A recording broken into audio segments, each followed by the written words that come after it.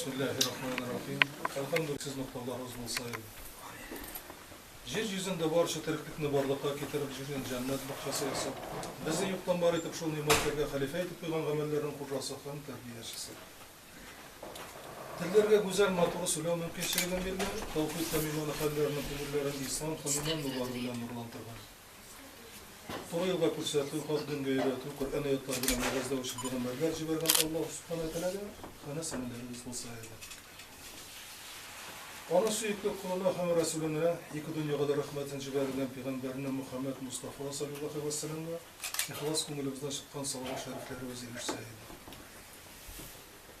Allah'ın birliğine, Peygamberimizin haklılığına iman getirip, can malların kızganmışa İslam dinin bütün amellerine eriştirgen sahabelerine de Allah'ın rahmeti hem selamı olsun. Irak yakınlardan bizim muallimler, İslam Üniversitesi'nden kelgen, Irak avullardan kelgen, bilimler alırga teyip yılgan Müslüman kardeşler, Allah subhanahu teala'nın izgiliğine erişirgiz deyip yılgan Müslüman kardeşler, Esselamu Aleyküm ve Rahmetullah ve Berekatuhu. Bugünkü bizning ertaga bizim azaqı Cuma günü, bizim azaqı günü de mavlid okuyunu bugün bizim mavlidlerin bir günü. Bugünkü günü yığıltıp biz bilim alırga teyip bizim muallimler keldiler bütünde. Şu keliş mavlid formasına bozuk getirdi. Şunday sözler bilen bugün bizim kundere plan bulat edinler Amir Hazret. Kadir biz Kur'an okuyup Peygamberimiz sallallahu aleyhi ve sellem bütün izgişlerimizni başlarız Kur'an okuyup, şuna göre Kur'an okuyup takbir etip biz ezgine bilen Hazretlerimize söz etip alırlar. Şunu fakat lof soğunmaz sorun başa oluruz diye müterazım. Bütün işlerini biz Ramil Hazret ve bu mescidin hocası, mescidden müteğolun mullası, şuna göre bütün işlerini alıp barası hem de. İnşallah mevzunu kitabın Hazret. Euzubillahimineşşeytanirracim. Bismillahirrahmanirrahim. Elhamdülillahi Rabbil alemin. Esselatu vesselamu ala Resulina Muhammedin ve ala lisahil haytmağin. Barlık kalemleri yükten var etüçe, hem bizge bütün nimetler verüçe Allah subhanahu teala'ga muhtalarız olsun. Hem de bizge doğru yol ko'rsatuvchi Peygamberimiz Muhammed sallallahu aleyhi ve sellem'ge etken salatlarız erişsin. Hem de mana şu meclisке kelgen Müslüman kardeşlerim, hem de bizning ustozlarımız, Ufadan kelgen, şolay başka avullardan kelgen Müslüman kardeşlerimiz, hem de avuldaşlarımız, Selamun Aleyküm ve Rahmetullah ve Berekatuhu. Bugün biz şu mescitte köpmedir derecede bilim alıp, hem de şu bizning dini sorular verip, hem de bizning muallimler kelgen, ustozlarımız kelgen. Onlar İslam Üniversitesi'nde okutuvchilar, Nur Islamov Rinat Hazret, Rossiya İslam Üniversitesi'nin Teologiya Pedagogik Fakültesi'nin dekanı, Malikov Ramil Hazret, Rossiya İslam Üniversitesi'nin ustazı, Soyergulov Rifat Hazret, Rossiya İslam Üniversitesi'nin ustazı. Hazır mına Allah Teala yerden bilsin.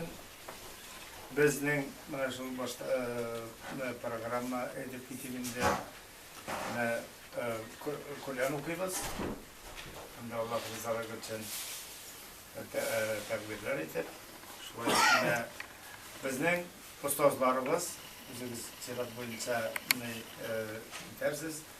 Bilim beriga fiqh bo'yicha, aqida bo'yicha hamda boshqa temalar boyunca şu nindi sorular var. Hem de bizning yaşayışta nindi çoralar bir kerakli. Şolar boyunca onlar bizge cevap verirler. Hem de bizge köpmedir derecede bilim verirler. Ne kadar da sorular köp. Şonca köprek bilim alıp kalırız. Niçin degende bizning oğullarda endi begrek de kişi uli bana okurga bora. Onlarga Kur'an okurlarına öğretirler, bütün nerse öğretiyor yok deyip, koyar ki şeytan bana okurga varga degas, min ile de Kur'an okurga öğrenem deyip. Bana Fatiha'nı da yatladım, tekrar da yatladım deyip. Onun tefsirin hem de onun ehemmiyeti mana shularni anglab jetmaymiz. Shuning uchun mana ustozlarimiz bizga anlatib ketar, fiqh masalasida, aqida masalasida narsalar bilan tegishli qisqacha tub ma'nolarni anlatib ketarlar. Mana shu hal mening aytuvimcha sonradan tag'in so'zlar bo'lar. Hozir Qur'on o'qiymiz endi hazratlar sizga Qur'on o'qirga, shundan so'ng duo qilirga. Aqvasiz duo qilar.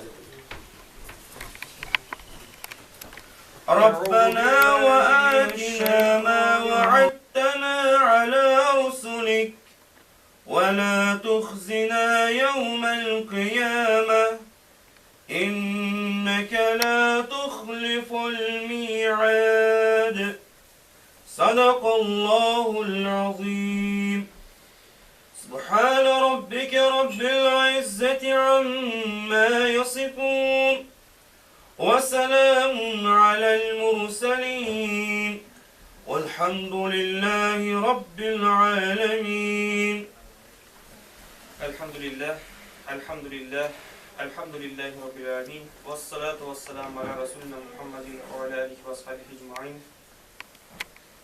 اللهم صل على سيدنا محمد وعلى آل سيدنا محمد صلاة تنجينا بها من جميع الأهوال والآفات وتعظيلنا بها جميع الحاجات وتطهرنا بها من جميع السيئات وترفعنا بها عندك على الدرجات وتبلغنا بها أقصى العيات من جميع الخيرات في الحياة بعد الممات إنك على كل شيء قدير يا رب الله أرجو قلغان قرآن الضاري وصفازنا ورحمتنا فالله قصان يا رب العالمين أجبو بونجا مجلس لربزنا خير لك قصان يا رب العالمين مبارك قصان يا رب العالمين Ajbu izgi mevlid aylarında kılınan bizden ibadetlerimizden, okulan salavatlarımızdan, okulan Kur'an ayetlerimizden kabullardan kılıp ya Rabbi.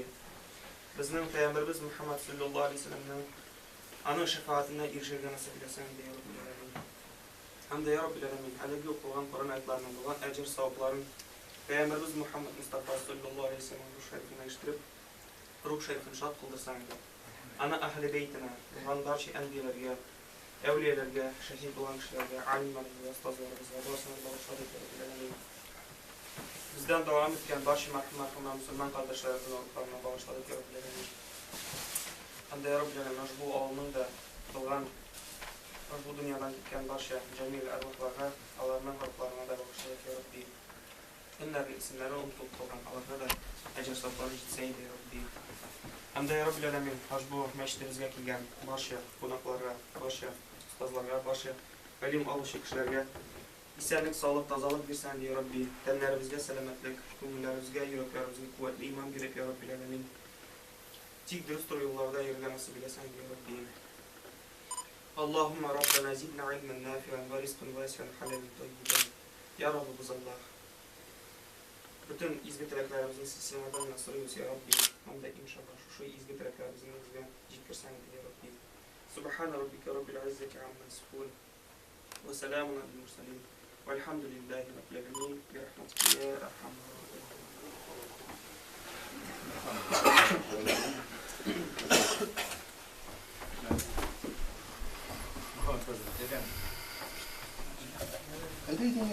Bizning mana o'g'il so'yda bir siyatda ana patikasini olib, mana siz berasiz. Bu zaman mutasip aslında sözde tasarım Hayırlı gün, kadırla filan sınıflar, oldaşlar. Rüksatınız maaşı bizim Orbaşoğlu Sovetler Cirliğindesine tebriklerge. Rahmetine, yurak yollarına tutuşlar kilgensiz. Bizim halkımına kulaklar çizilgenler. Naşıl bölüm ağırgadığımız bitinde. Günde hikmatı, şunda kuyaşlı. Bizim oğulda, yol cirliğinde iki netis işlep gelmemesi günü. Netişmelik yolunda hamar başta. İkisinde de her bir noktada cımga tüpkerle, hem dini verimli öpkerlik varla. balık, zila, işe kubrak olsa, adı ne betenek bulardı. Buna paramastan bile Hazretlerinin tırışlığı arkasında iş alıp barla. Bu oturuşu Vladador'la ötsen de betergeydi. Kendi soruları var, sorularına zorlar, ağırlık olup bitsin. Şöyle direk. Hazır mene şunday var. Muhammed Hazır size edip biteriz, ondan görüp rızık kabul ederiz. Sonradan rızık kabul etkenden sen, bundan sonra ustazlar ve sorular bileriz, hem de türlü temalar alıp varırız. İlkin degende biz profesör buldu diye, şunun için soğurmasın. Muhammed Hazret'e söz veririz de. Assalamu alaikum ve rahmetullahi ve berekatuhu. Hürmetli mahalle halkı, hürmetli kelgan qonaqlar, hürmetli Zufar Hazret hamda İmam Hatip, sizga barcha rahmatli biz. Ushbu ulug' bayramni maturidi birga Müslüman kardeşler bilan ko'rasiz. Rabiul avval oyining oziqqa kunlari jamoat, ertaga oziqqa jumasi oziqqa kunlari. Halkıma rahmetli jamoat, Allohga shukr. Bütün Asqın rayonu bo'yicha masjidlarimizda bek zo'r shunday ulug' mavlid kechalari o'tdi. Hem de ertaga oziqqa kuni bo'laroq Asqın masjidida ulug' jayini ko'ramiz. Shunda Zufar Hazret bilan birga kengashib bütün mescitlerinin imamların, imam hatiplerin Asqın masjidine jıyabız. Ne için degende her bir imam hatipinin bar yardımcıları jamoat. Oziqqa juma deb barsında jıyıp birga kengashib, ulu jıyınımızda birga o'tkazgan niyatlar jamoat. Shuning uchun tag'da chaqiruv niyati bilan bizga tag'da yig'landan bütün imam hatipler Asqın masjidinde juma namazında ikinci haftada Asqında bo'ladi jamoat. Shunga birga jıyılıp, söylashib, kengashib tarolmay, Allohga shukr, birga ishimizni olib boramiz. Shuning uchun bek rahmatliman Zufar Hazret sizga mana shu xatni uyushtirib, matur ishini birga olib boramiz. Bu shu birdamlik kelishda davomli bo'lsin, birdamlik buzilmasin. Deyishim deganda islom dinining eng birinchi odami birdamlikda jamoat. Shuning uchun bütün masjidlarimiz Allohga shukr imomlar bilan tayinlangan, yuqori bilimlilar, madrasa bitirganlar, ishlar matur olib borlar. Bizning tarafdan aytganda bu xatni qanoatlanuv tamg'asi belgisi qo'yamiz jamoat. Shunda Allohda har vaqt bo'lamiz. Xoliq Allohga shukr dürüst yolda dinimizni devam ederler. Mana bu terbiye dini, İslam dini terbiyesi kelishda de to'xtalmas jamoat. Abi babalarimiz ortiqlar olib kelgan ekan, bizde kelib to'xtalga tegish tugul. Mana shu kelishagi davomli bo'lsin. Xalqimiz dürüst yolda bo'lib, bolalar yaxshi yo'lda bo'lib, unuqlar yaxshi yo'lda bo'lib, elimizde mana shu deb barakat bo'lsin jamoat. Ne için degende terbiye yuqori kimelde bo'lsa, hali baribir u izsiz qolmay jamoat. Xalq baribir yaxshiga umtilar. Her bir kishiga o'zining bolalarining shodligini ko'rib, abi babalarning qarti-qarti atiyanlarning eng zo'r baxt bolalarining dürüst yo'lda bo'lganini ko'rish jamoat. Shuning uchun kelajakda da mana shu ishlarimiz davomli bo'lsin. Ne uchun deganda bugundan shu xatli ulug' bayramlarimiz to'xtalib qolgan deyish tugul.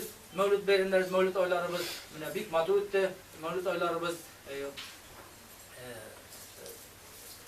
aytira kerakinde bütün halk şu xatni tobunlar hazırlab, tuğanların, yaqinlarini şeyip, bütün Müslüman kardeşler bilan ulug' bayram o'tkazganman. Rahmat barlig'ida har vaqt mana uchrashib turaylik, yaxshi niyatlarda birga uchrashuvimiz davomli bo'lsin. Rahmat barlig'ida. أعوذ بالله من الشيطان الرجيم بسم الله الرحمن الرحيم قل هو الله أحد الله الصمد لم يلد ولم يولد ولم يكن له كفوا أحد الله أكبر الله أكبر لا إله إلا الله والله أكبر الله أكبر ولله الحمد بسم الله الرحمن الرحيم قل هو الله أحد الله الصمد لم يلد ولم يولد ولم يكن له كفوا أحد.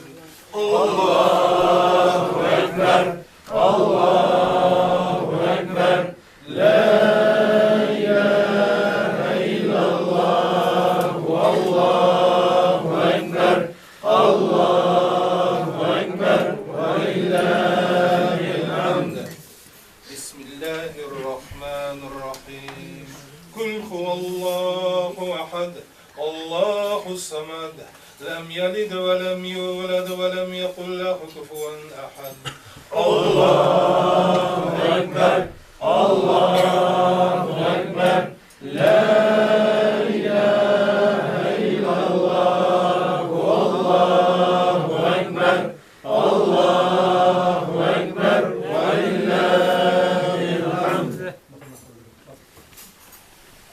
آمين. الحمد لله بالعالمين الصلاة والسلام على رسولنا محمد صلى الله عليه وسلم.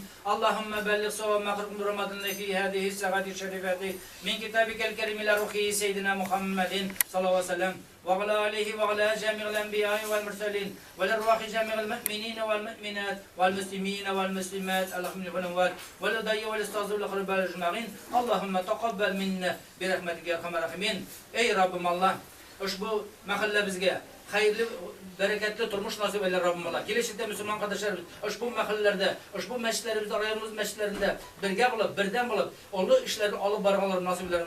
Bütün farz amellerin mescitlerimizde ötkeri, berinlerin mescitleri ötkeri, birge halı bilen şey alıp gelecekte de İslam dinimizin terbiye dini devamlı barğaları nasip eyler Allah. Rabbim Allah ballarınızın bala gelişten okullarınıza tevfik nasip kılıp, part günümüzge kadarların yardımlarını duyup, Allah'ın şartlıklarına, Allah'ın umuşlarına süyülü bir şeyler nasip et. Yurtçılarınıza bereket verin, negizden tanışlık verip, işlerinde bayılık bulup, hem de üzerine muhabbet bilen, yakınlar tuğanlarından tatlı ömür kişirip, ballarınızı hem de geliştenliklarınızına, olaturmuş yoluna, jingillik bilen bastırmalar nasip et.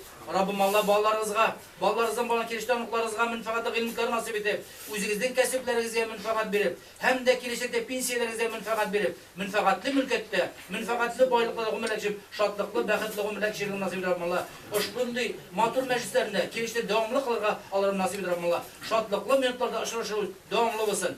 Rabbena etina fid dünya hasenete ve fil ahireti hasenete ve qina gazabennar bir rahmetike ya erhamer Allahu ekber.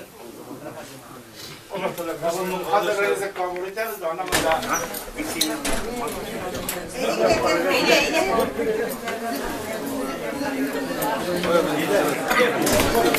hürmetli kelgen konuklar, hürmetli yoldaşlar, hürmetli burada işlep yürüyen ortaylar.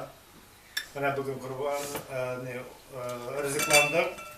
Bana kurbanlık Fenziye Gülbullah kızından kurbanlık gitti. Şolay bunda sadakaların bizler Fenil İksanoğlu gaylesinden, Ömür Hüseyin Abıstay gaylesinden, Ehat Hazret gaylesinden, yıllar Remiloğlu gaylesinden, şolay Ruşaniye Kadim kızın gaylesinden, hem de anlaşında Ezibilediler, buluştular. Fenzile Fenül kızı, Halide Kadim kızı, Cöheriye Gülbullah kızı, Fenziye Gülbullah kızı, Fezine Mulayala kızından, Zühriye Gülbullah kızı, Zülfire Rakip kızından kızı, hem de mınaşında kustanesilerini alıp kelgen, bunda bizden üstövde ürüşlerimiz bulsun, sadaka bulsun deyip, Kort Kisek oğlundan kustanesilerini alıp keldiler, Ukan Kul oğlundan kustanesilerini alıp keldiler, Askından kustanesilerini alıp keldiler. Şöyle barçasına da mınaşında kelgen, Allah Teala razı olsun kelgen, Müslüman kardeşlerimizge, buluşkan Müslüman kardeşlerimizge Allah Teala yardım versin, sadakalarını kabul olsun. Hem de Allah Teala varsın, hem de rıza olsun. Şuna minnetuga kılavuz, meşhur kişilerden tazalık istenliğine kilecek kadar üzümüzün meşhur mescitlerimizge buluşup, elhamdülillah Ustalarga rahmet. Meşhur vakitte, her vakitte yugurub, buluşup, Enife, bizning köp bulup pişiruvchi ona aytaylik deb turayım. Her vakit o'zimizning Kurshowda da, Qo'tsepda pishirgani bor, bunda da, Davlat Tajiddinda ona buluklarin bek maqtag'i Alloh taolo rizo bo'lsin. Shulay. Her vakit mana shulay aytganligini Aytarsın da sırası yugurib kelirler. Allah Teala rıza olsun da rahmat. Şuraya hazır dua qilamiz da. İller kızım. Yok okuş. Haydi haydi haydi. Yok değil. Yok oturma haydi. Yok. Haydi. Oldu. Oldu bitmedi.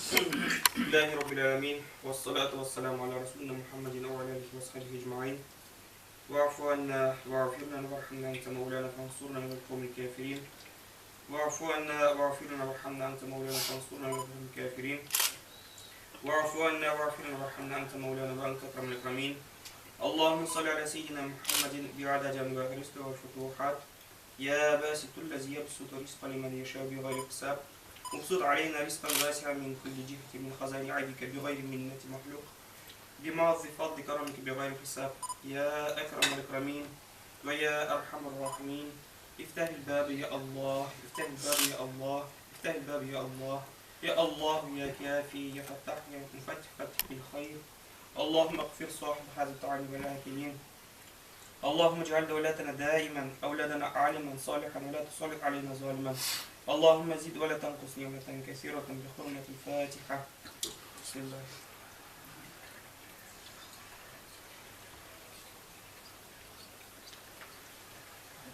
برحمتك يا Hadi bıçağınızın da ya.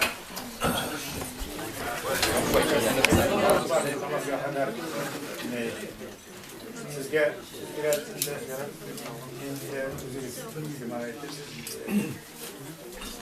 أعوذ بالله من الشيطان الرجيم بسم الله الرحمن الرحيم شكرا جماعة قدر الإمامنا حفظتlar Esselamu Aleyküm ve Rahmetullahi ve Berekatuhu.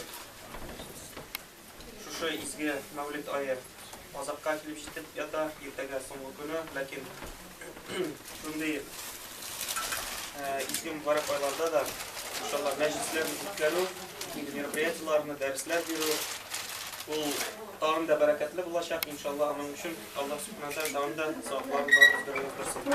Hamda bu bugungi yig'ilishda bulaygina tugul, yig'ilishda oshadista tugul, именно Alloh subhanahu va taolo bizni Mavlid o'tkazgan shekilli savoblarni shunday bersin. Barimizga da.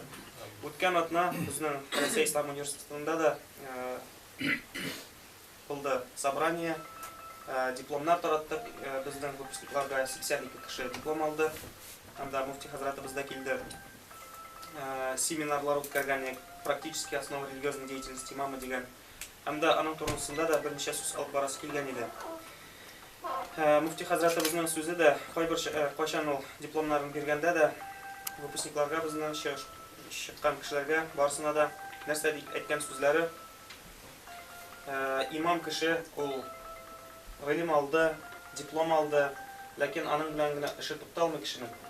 Har kun u mening qiyag'az bo'ldi da, diplomim bo'ldi da, hamda men eng bilimli kishi, avvalda eng важный kishi deb aytib yuruvdi, anisi bek durust bo'lmasdi.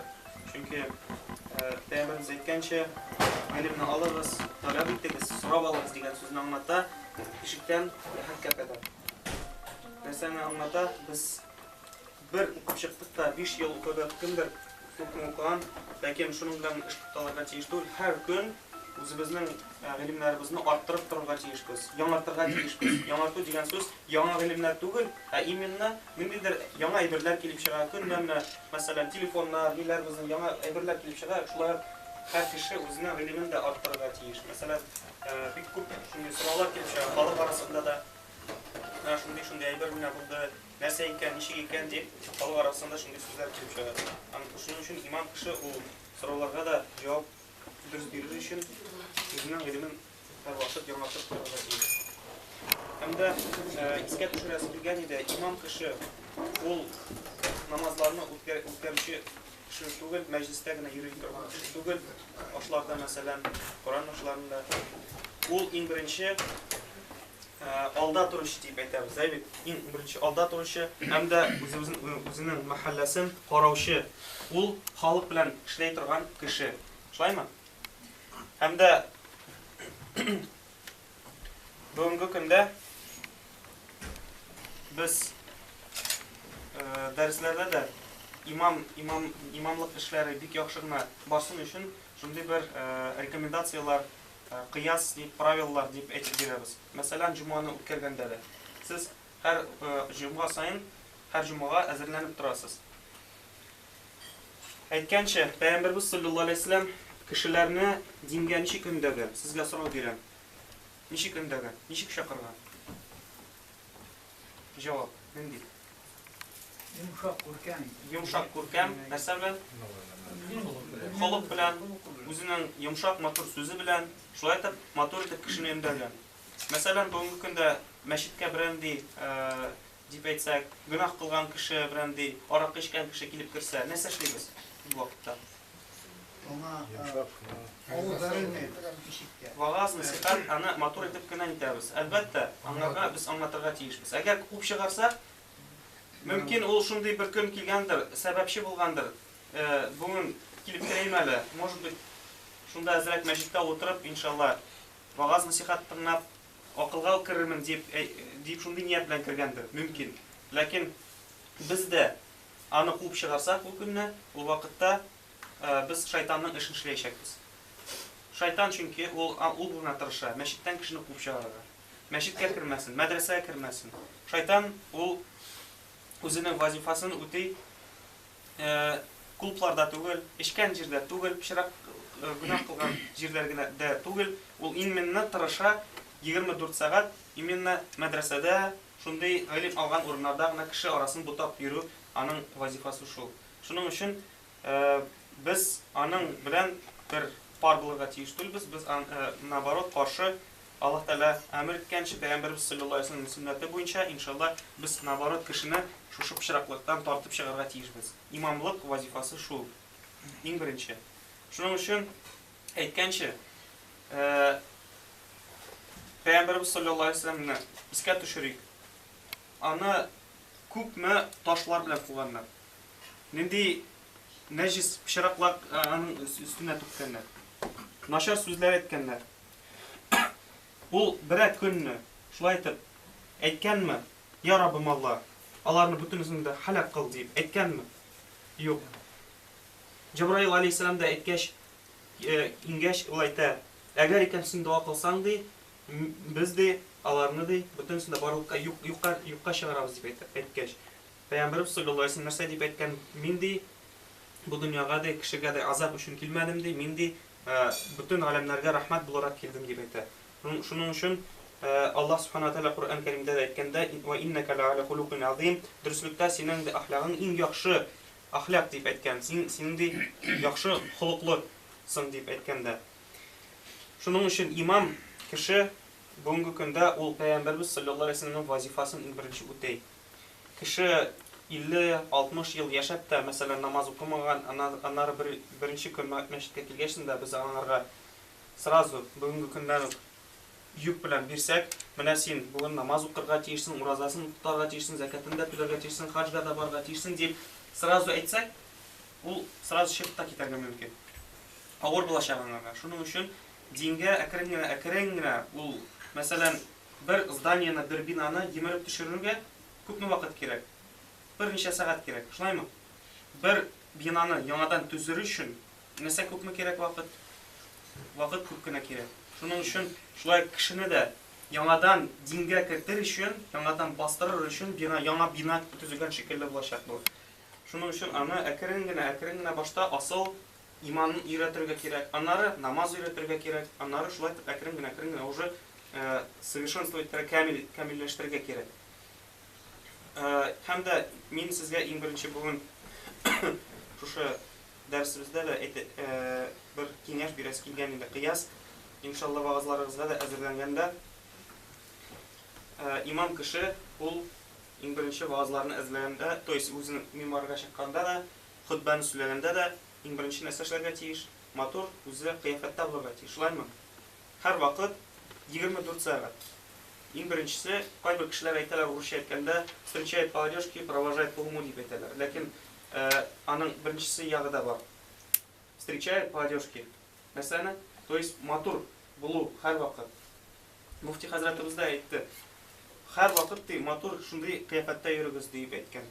Чөнки уже кешенең кыяфәтенә карап уже барыбер бер определенный бер мисал нитәләр, әйтәләр. Пәйгамбәрбез саллаллаһу алейһи ва саллям ничек яшәгән, ничек киенеп йөргән.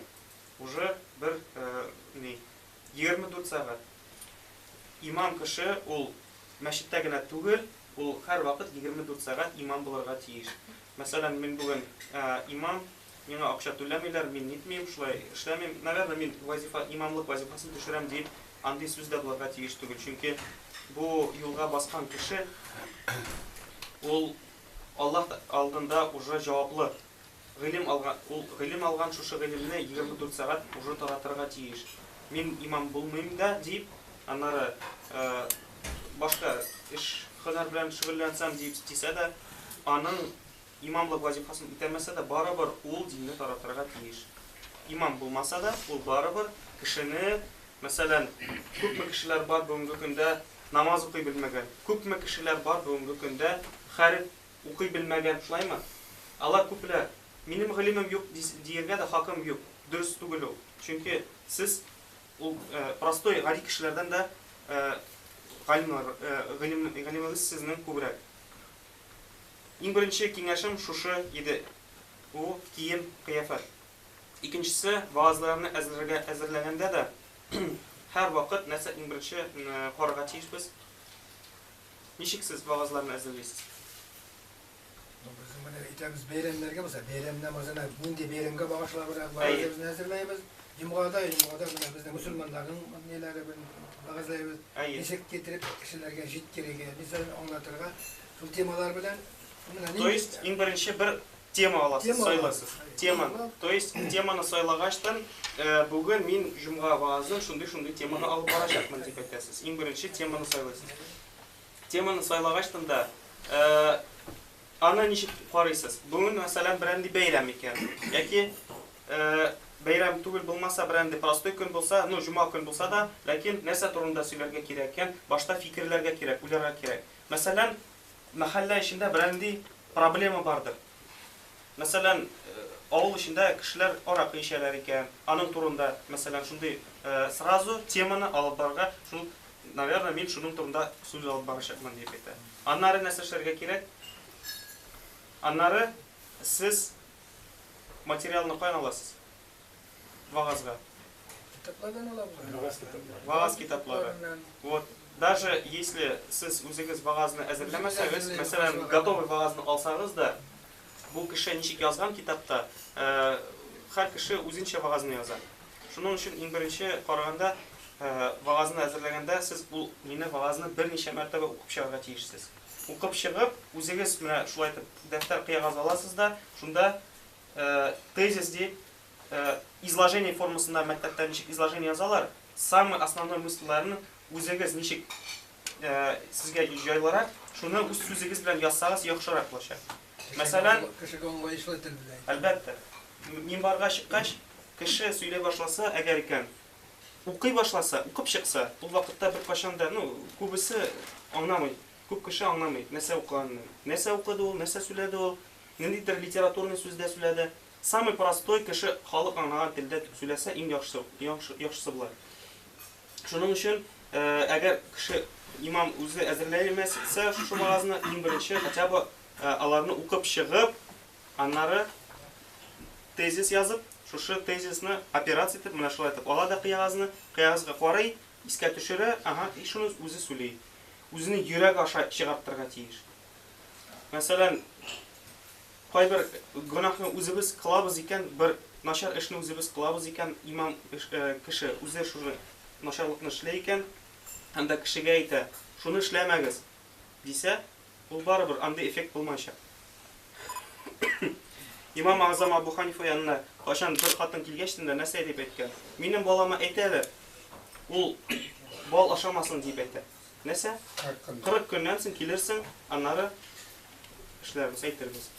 40 көннән соң килгәч, нәрсә дип әйткән? Син бал ашама дип әйткән Имам Азам Абу Ханифа. Аптырады теге хатын, нишләп ди 40 көн эчендә ди көттөрдең ди, шул сүзне әйтер өчен генә. Ничек мин бу шушы балаңа ди, әйтерим ди, бал ашама ди, шул вакытта ди, кашан ди мин үзем ди шушы балны ашыйм.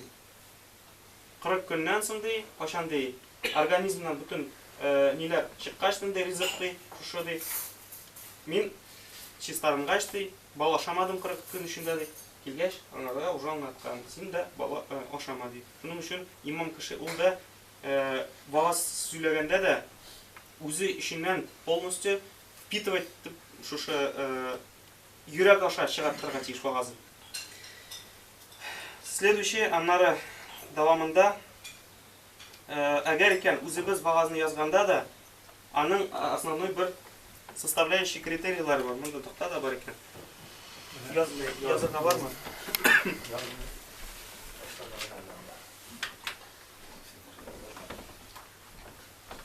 Бер китап кына түгел, мәсәлән, сез берничә китап аласыз.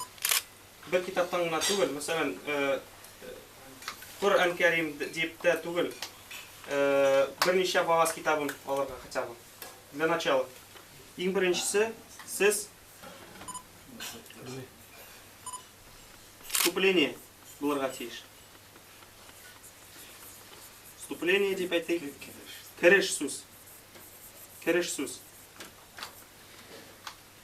Вазны башлаганда Альхамдулиллахи раббил аламин вассалату вассаламу аля расулина Мухаммадин ва аля алихи ва асхабихи аджмаин. Иң беренчесе аның шарты да хутбаның ул хамд сана уку. Шулаймы? Аллаһ Тәгалә мактау, пәйгамбәребезгә салават уку. Шушы кереш сүз ичендә дә муфти хәзрәтләребезнең вазларында искә төшерсәгез, анда искә төшерәләр. Бүген, мәсәлән, безнең җума көн, Сәйд әйям көне, шундый хиҗри буенча календарь, шундый көн, мәсәлән, 28-нче Рабиул әүвәл көне бүген дип, милади буенча шундый көн дип, шулай итеп, аннары башлатып җибәрә. Бүгенге хутбабызны иншалла без шундый тема буенча башлатып җибәрәбез. Шулай итеп, мәсәлән, икенчесе вагаз ичендә хутбаны укыгачтан, арабча хутбасын укыгачтан да бер аят китерергә тиешбез, обязательно. Чөнки бу дәлил, Коръән Кәримдән бер дәлилдер. Шушы темага, мәсәлән, аракы ичү турында сөйлибез икән, ул вакытта әйтәбез. Коръән Кәримдә шундый аят китерелгән, шундый аятта Аллаһ Субханаһу ва Тәгалә шулай дип әйткән. Арабчасын мөмкин укырга, әгәр икән булмый икән, хотя бы тәрҗемәсен. Ләкин тәрҗемәсен каян аласыз? Тәрҗемәсен дигәнне, мәсәлән, тәфсир дигәнне.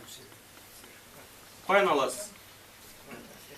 Опять икән, вагаз китабыннан карыйсыз икән, бер определенный сезнең тәфсир китабы булырга тиеш.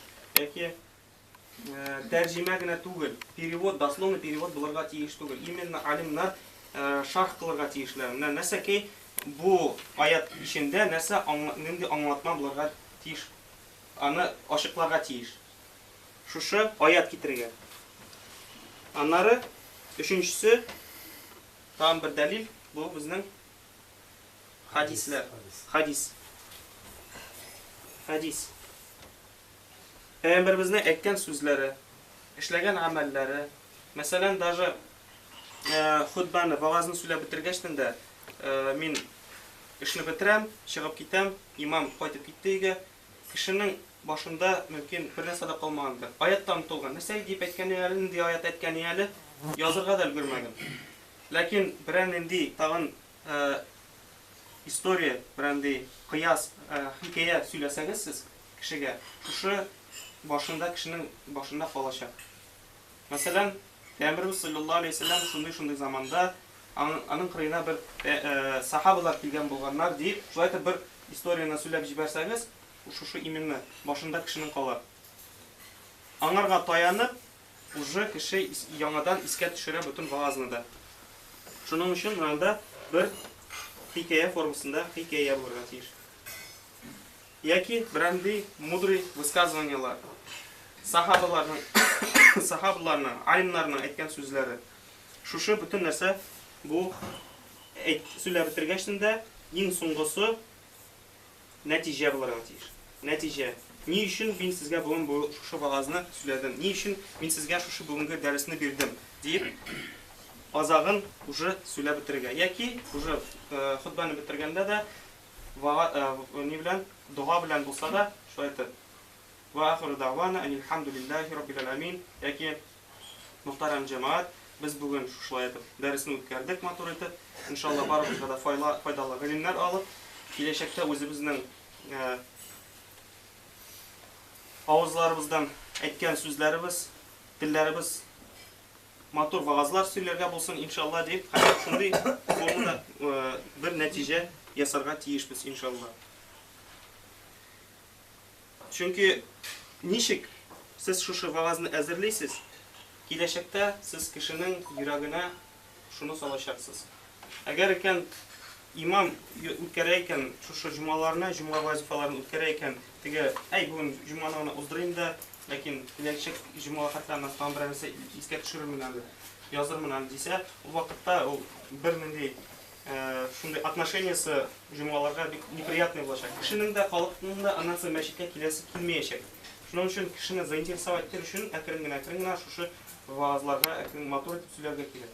Аннары темаларын сайлаганда да иң беренче обязательно темасын дөрес итеп максатын сайлап нитәргә кирәк, эшләргә кирәк, әзерләргә. Чөнки менә мәсәлән җума мәҗлескә чакырганда да, никахны үткәргәндә без анда обязательно вагаз сөйләргә тиешбез. Нәрсә турында? Ир белән хатын арасында булган вазифаларны обязательно шуны кертергә кирәк. Усак сөйләргә кирәкме? 20 минут, 30 минут җиткән. Кайбер кешеләр сәгать ярым сөйлиләр дә, һәм дә аның әйткән сүзләре бер кешегә дә җитми. Шуның өчен кыска булсын, ләкин аның содержаниесе бик мощный ни булсын, кешегә аңларлык булсын. Җаназа булса, җаназа турында сөйләргә кирәк обязательно. Әгәр бала туганда ата-аналарына ата-ананың хакы турында сөйләргә кирәк. Шушы әйберләрне онытмаска. Мәсәлән, без бер мәчеттә, үзебезнең мәчетебездә шундый бер мисал китергән идек даже. Кайбер яшьләр киләләр мәчеткә, аларга никах турында сөйлисең. Алар бит инде бәйрәм дип, кулакларына бер яктан керә, икенче яктан чыгып китә, иртәгә уже оныталар. Шуның өчен бер памятка формасында ясадык. Мәсәлән, аларга шәһадәтнамә иченә бер определенный памяткалар. Ир хакы, хатынның хакы.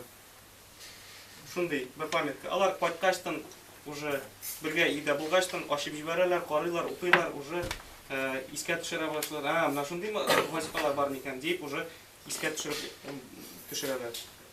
Шуның өчен иншалла сезгә барыгызга да шушы әйткән сүзләрем мөмкин ярдәм итәр.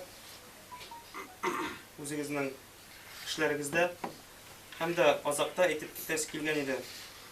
Пәйгамбәрбез саллаллаһу алейһи ва саллям үз заманында яшәгәндә дә ничә ел тәүхидне, Аллаһ Тәгалә берлеген кешегә ничә ел өйрәтте. Узак вакыт. Аннары ничә ел гыйбадәткә өйрәтте. Аңарга акча түләмәделәр, зарплата түләмәделәр. Бүгенге көндә әгәр һәр имамга да акча түләсәләр, 20 мең, 50 мең түләсәләр, бер кашан да җитмәячәк алды. Бүтән кеше дә имам булачак. Аннары. Шулай бит, бүгенге көндә карасагыз, менә программалар буенча әйдәгез намаз укымаган, динне белмәгән кешеләр, әйдәгез без сезгә өйрәтәбез дип кулларын күтәрәләр. Бүгенге көндә шундый да бар. Шуның өчен Аллаһ Тәгалә бу һәрберебезне сыйный. Именно самый проверенный, надежный кешеләр генә Аллаһ Тәгаләгә ышанган, Аллаһ Тәгалә Аллаһ ризалыгы өчен эшләгән кешеләр генә бу юлыбызда булачак. Шуның өчен Пәйгамбәрбез саллаллаһу алейһи ва саллям нинди авырлыклар күрсә дә, аның әйттем инде, сөйләдем. Нинди авырлыклар күрсә дә,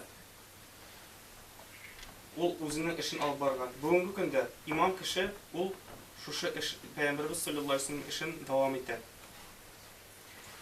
Онытмаска кирәк. Аллаһ субхана тәгалә безгә ике пенсионный книжка бирде. Беренчесе бу дөнья өчен, бу безне гаиләне ашатыр өчен. Икенче пенсионный книжка бу безнең ахират өчен. Шуның өчен бер эшне эшләгәндә дә, нигә миңа бу эшне куштылар икән, нигә мин аны эшләргә тиешмен дип әйткәндә дә, үз-үзебезгә җавап бирергә тиешбез. Әлхәмдүлилләh, миңа бирделәр, мин аны эшлим, миңа күбрәк савап булыр дип, шулай итеп үзеңә үткәрсәң, ул эш җип-җиңел итеп үтәчәк. Шулай итеп әйткәнчә, менә монда байракта бар. Үзәк диния нәзарәтеннән. Башкортстанның нәзарәтенең булган байрагы. Ләкин искә төшерәсе килгән иде. Кыямәт көнендә шундый бер вакыт киләчәк, кыямәт көне, кашан бөтен кешеләр бер махшарда җыелачаклар. Нык итеп кояш кыздырачак дип әйтелгән. Бер кеше дә урын таба алмаячак. Күләгә урыны бер кайда да булмаячак дип әйтелгән. Һәр кеше, һәр мусульманнар үзен имам кеше ди. Куллукум раин ва куллу раин мас'улун ан рa'yatihi. Һәр берегез сез ди. Үзегезнең ничек дип әйтик? Көтүче дип әйтик. Көтүче, һәр бер көтүче һәм дә үзегезнең көтүгез өчен дип соралачаксыз дип әйтелгән. Шулай имамнар үзенең мәхәллә өчен, әмирләр үзләренең дәүләтләре өчен дип соралачаклар. Пәйгамбәрбез саллаллаһу алейһи ва саллям шулай итеп үзенең уммәте өчен булачак. Шуның өчен кыямәт көнендә дә махшарга җыелганда да шулай итеп җәмәгатьләр бер-берсе шулай итеп җыелачаклар дип әйткән. Һәр берсе дә үзенең байрагы белән ди. Нәрсә нинди байрагы? Пәйгамбәрбез саллаллаһу алейһи ва саллям байрагы белән. Һәр беребез шулай итеп җыелачакбыз. Пәйгамбәрбез, сахабалар аның атларыннан шулай итеп алимнар, кемнәр аларның атларыннан барган кешеләр. Барыбызга да иншалла Аллаһ субханаһу ва тааля насыйп итсен. Искә төшерәсе килгән Пәйгамбәрбезнең хадисе, кайда ул әйткән, шушы кыямәт көнендә кашан ди кояш кыздырганда ди, нык итеп бернинди күләгә булмаячак ди, тик ди аршның күләгәсеннән башка ди.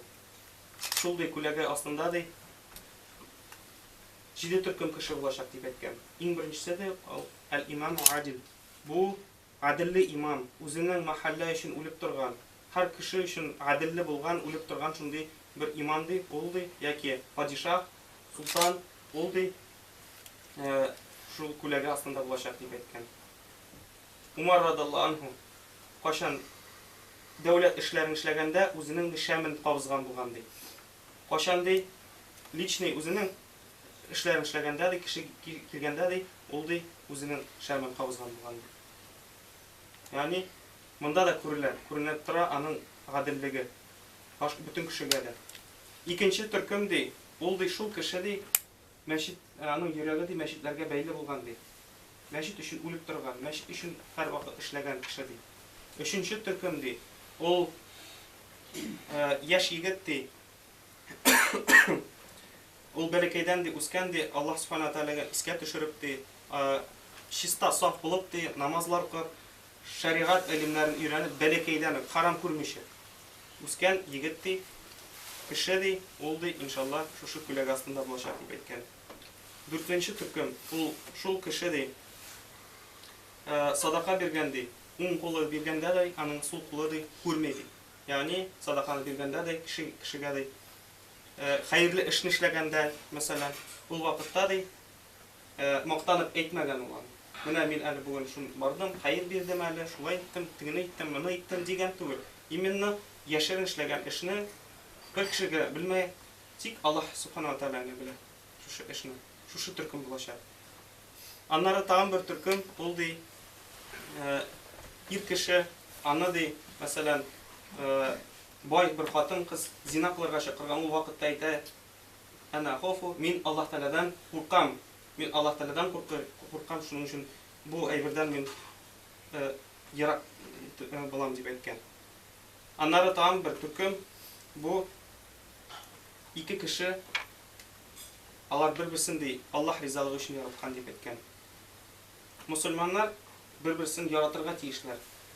Иннамал муъмину ихватун, дөрестә бөтен мусульманнар алар туганнар. Шулай итеп туганлыкны да сакларга кирәк. Менә әлхәмдүлилләһ сезнең районыгызга килдек. Үткән районнарда да булганыбызлар, анда Аскын районына ничә мәртәбә килгән сайын да күренеп тора шушы менә дуслык, мәхәббәт дип әйтик. Чөнки менә даже җыелышканда да ничектер какой-то определенный бер сплоченность бар. Даже әйткәндә дә менә хәзрәт әйтте, үзәк диния назаратының, Башкортстанның диния назаратының җыелышкан имамнары кайбер районнарда да шундый ишетелеп кала, син теге мәхәлләгә карагансың, мин бу мәхәлләгә караганмын дип, шундый даже тартылышлар ишетелеп тора.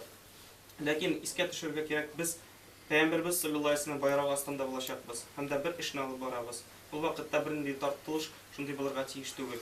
Иншалла барыбызга да Аллаһ субханаһу ва тааля насыйп итсен. Бергә булып, шулай итеп дәвам итәргә. Үзем 2006 елларда укыганда да, Рамилхат, тагында иртәрәк булганда искә төшерәбез, әле сөйләшкәндә дә Аскын районыннан ди, әле КамАЗлар булып ди, шулай итеп бәрәңгеләр китергәннәр. Biz үзебез дә шушы бәрәңгеләрне нигә шәкертләргә бергәләшеп шулай итеп бушаттык, искә төшереп, һәр сайын һәр хәйр садака кергән сайын бу әле дә шәкертләргә сөйлибез. Ошыр килгән әйберләрне бу шәкертләрне үстерер өчен. Иң беренче киләчәктә шушы шәкерттән ди бер кеше булачак ди, аның артыннан ди тагын меңнәгән кеше булачак дип әйткән. Арттан күпме кеше үсәчәк. Иншалла Аллаһ субханаһу ва тааля барыгызга да шушы биргән садакаларыгыз өчен, ярдәм иткән өчен барыгызга да иншалла савапларын яздырсын. Кемнәрнең исемнәрен әйтелгән, онытылып калган мөмкин. Барыгызга да Аллаһ субханаһу ва тааля рәхмәтләрен яудырсын. Бик зур рәхмәт. Яңа килгән кешеләр бар. Анда чыгыш ясады Нурислам хәзрәт Ислам университетының теология педагогика факультетының деканы. Хәзер намаз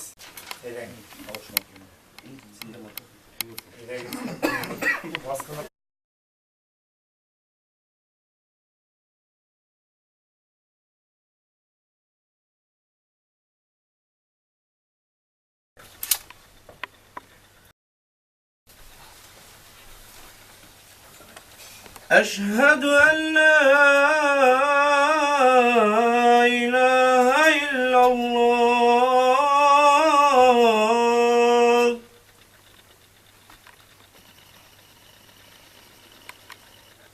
أشهد أن محمدا رسول الله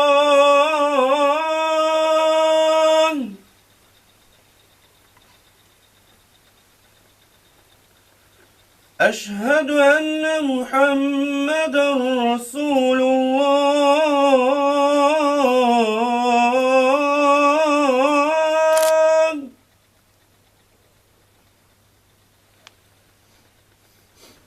حي على الصلاة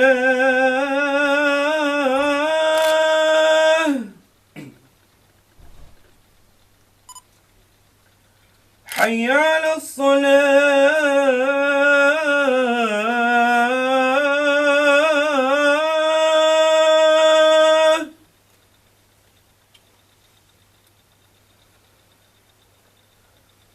حي على الفلاح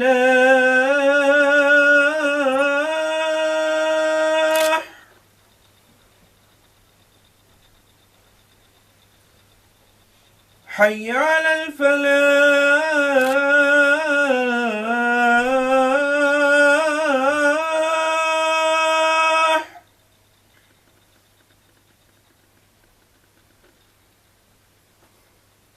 الله أكبر الله أكبر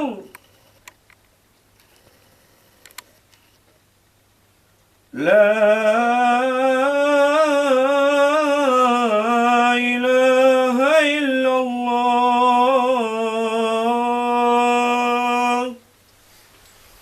اللهم صل على سيدنا محمد اللهم رب هذه الدعوة التامة والصلاة القائمة آت محمدا الوسيلة والفضيلة والدرجة العالية الرفيعة وابعثه مقاما محمودا الذي وعدته وارزقنا شفاعته يوم القيامة إنك لا تخلف الميعاد.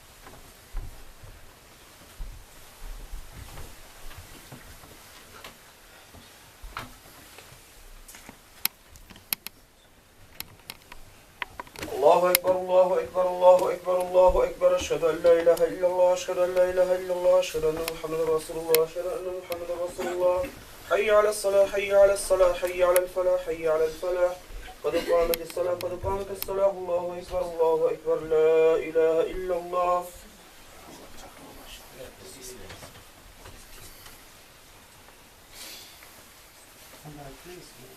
الله أكبر.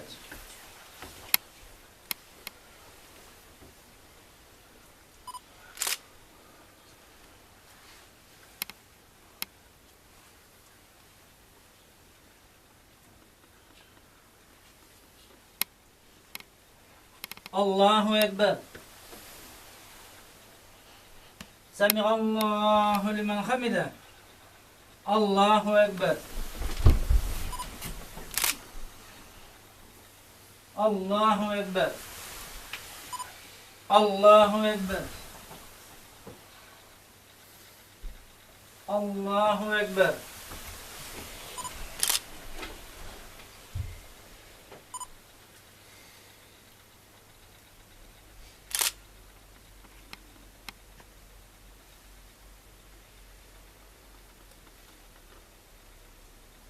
الله أكبر. سمع الله لمن حمده. الله أكبر.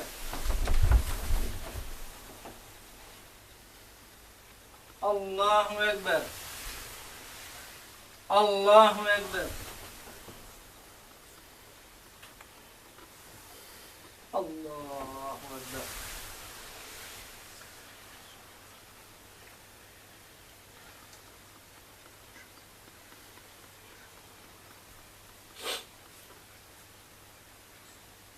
أكبر. الله أكبر.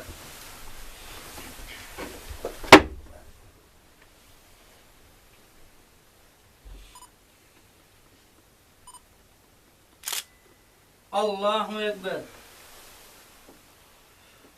سمع الله لمن حمده. الله أكبر. الله أكبر. الله أكبر. الله أكبر.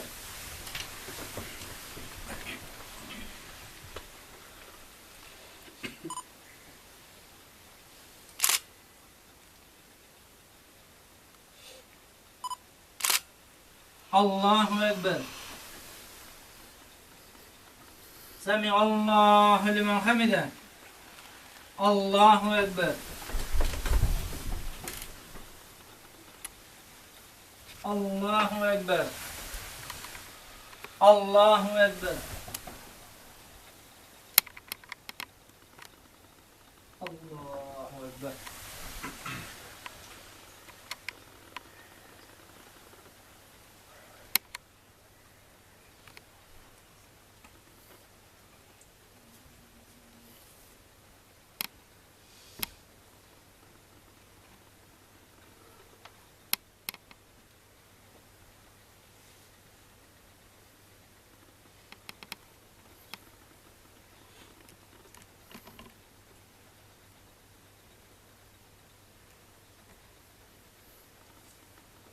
السلام عليكم ورحمة الله. السلام عليكم ورحمة الله. استغفر الله استغفر الله استغفر الله. اللهم أنت السلام ومنك السلام تبارك يا ذا الجلال والإكرام برحمتك يا أرحم الراحمين يا الله.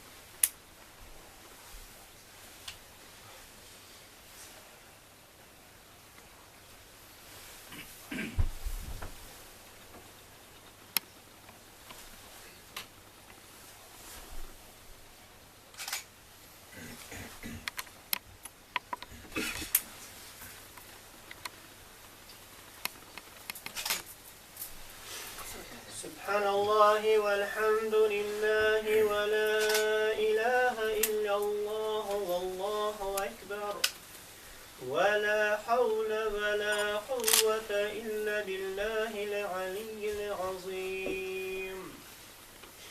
أعوذ بالله من الشيطان الرجيم. بسم الله الرحمن الرحيم. الله لا إله إلا هو الحي القيوم.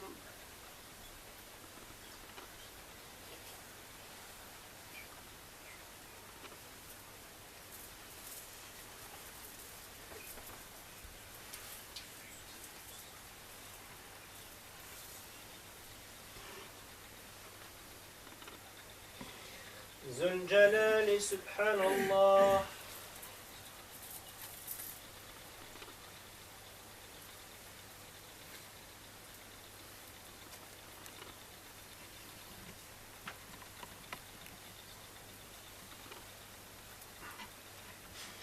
ذو الكمال الحمد لله.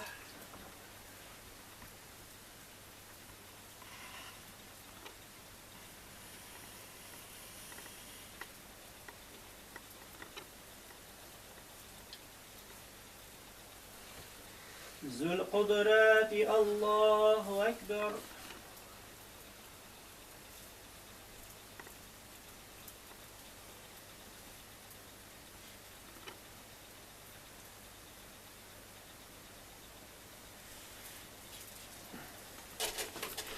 لا إله إلا الله وحده لا شريك له له الملك وله الحمد وهو على كل شيء قدير. إلهي آمين. اللهم تقبل منا صلاتنا وصيامنا وقيامنا وقيراتنا وركوعنا وسجودنا وقعودا تسبيحا وتهليلا وتغشنا درنا.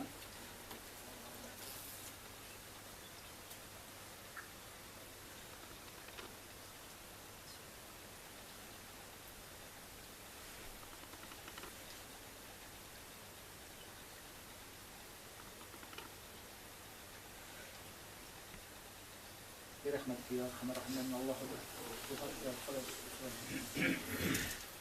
أعوذ بالله من الشيطان الرجيم. بسم الله الرحمن الرحيم. ألهاكم التكاثر حتى زرتم المقابر كلا سوف تعلمون ثم كلا سوف تعلمون كلا لو تعلمون علم اليقين لترون الجحيم ثم لترونه عين اليقين ثم لتسألن يومئذ عن النعيم. سبحان ربك رب العزة عما يصفون والسلام على المرسلين والحمد لله رب العالمين. الحمد لله رب العالمين. الصلاة والسلام على رسولنا محمد وعلى آله أجمعين. رب اجعلني مقيم الصلاة ومن ذريتي ربنا تقبل دعاء. ربنا اغفر لي ولوالدي وللمؤمنين يوم يقوم الساعة. اللهم أعني على ذكرك وشكرك وحسن عبادتك برحمتك يا أرحم الراحمين.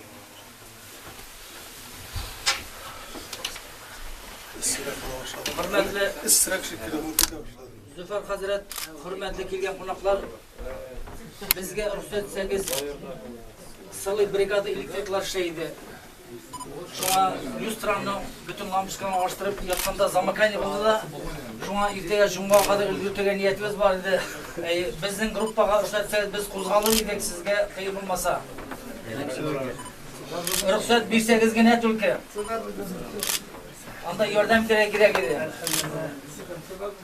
Ertaga kutib qolamiz sizni ostimizga mashina jumg'a namozini ham siy hurmatga. Siy hurmat keng ham shirokki ko'nglimiz yetgan bizning. Bütün avul bilen kelsangiz da siyamiz Allohga shukr. Amin amin amin. Mashinalar yugurib turadi. Amin. Rahmat anga.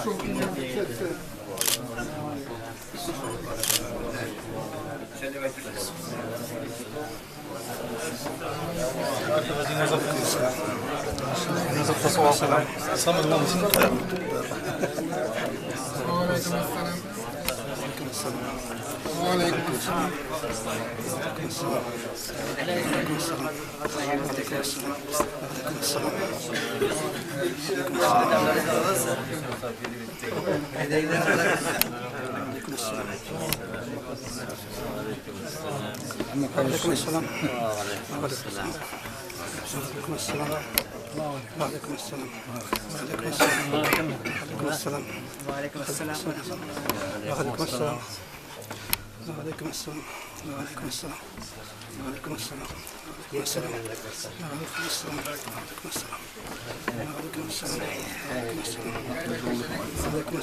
Konaklar dua.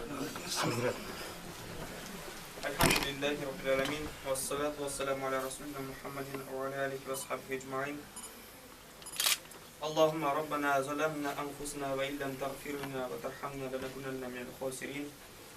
Rabbi enni mesen yadur ve ente erhamur rahimin. La ilahe illa ente subhaneke inni kuntu minel zalimin. La havle ve la kuvvete illa billahi aliyyil azim.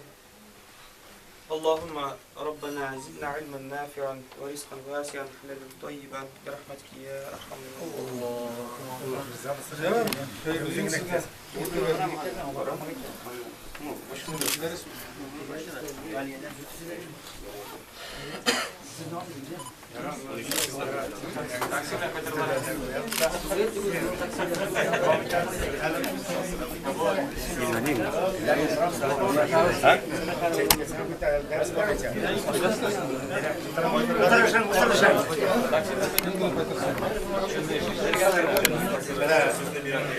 Hazretler, Özden Hazret özünün sözünü aytkeş, inşallah әзірләге сораулар, фикх буенча нинди мәсьәләләр, нинди сорауларыгыз бар, борчы торган шул сорауларны можете уялсагыз язып та бирергә, җавап кайтарчымын иншалла. Хәзер Суайргөлев Рифат хәзрәт безгә бәгать сөйләтсәк, устаз Ислам университетының очень отделение будет.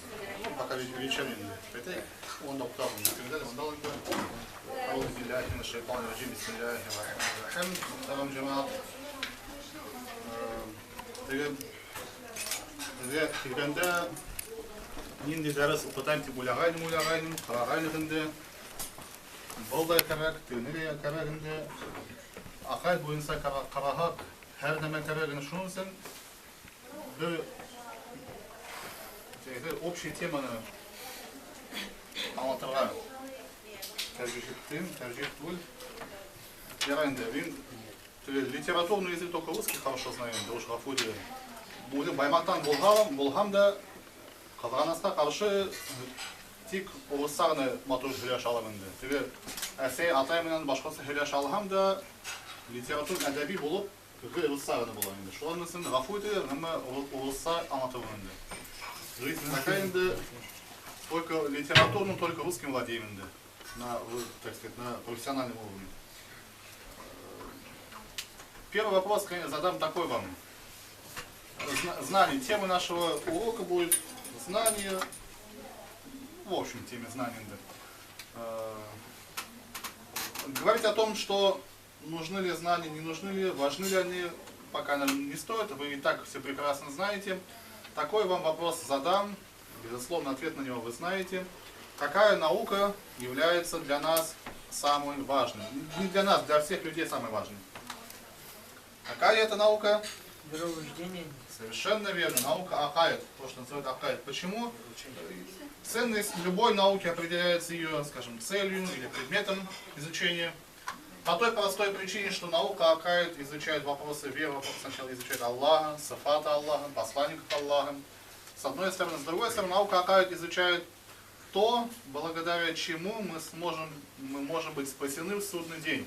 Вот по этой причине наука акаид является самой важной наукой и для мусульманина, и в общем-то для немусульманина тоже. Но они об этом просто ничего не знают пока еще.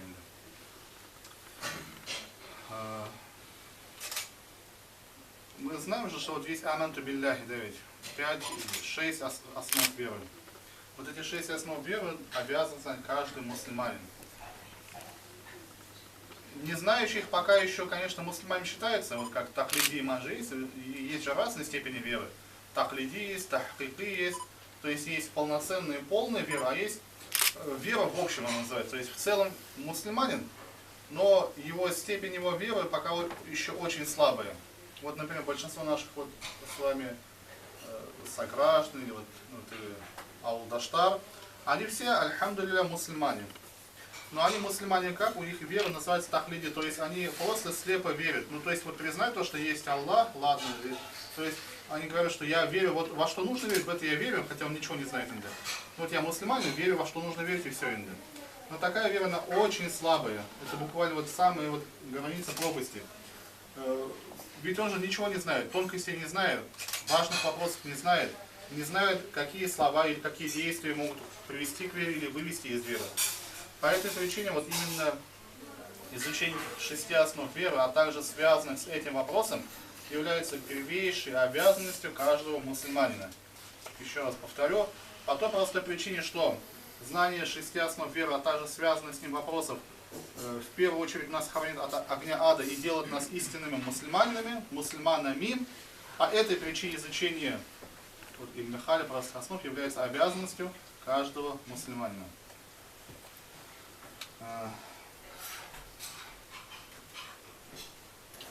В исламские науки, как часто мы говорим, все науки важны. Вот в Советском Союзе хорошие слова были, все профессии нужны, все профессии важны. Мы, мусульмане, скажем, все науки нужны, все науки важны.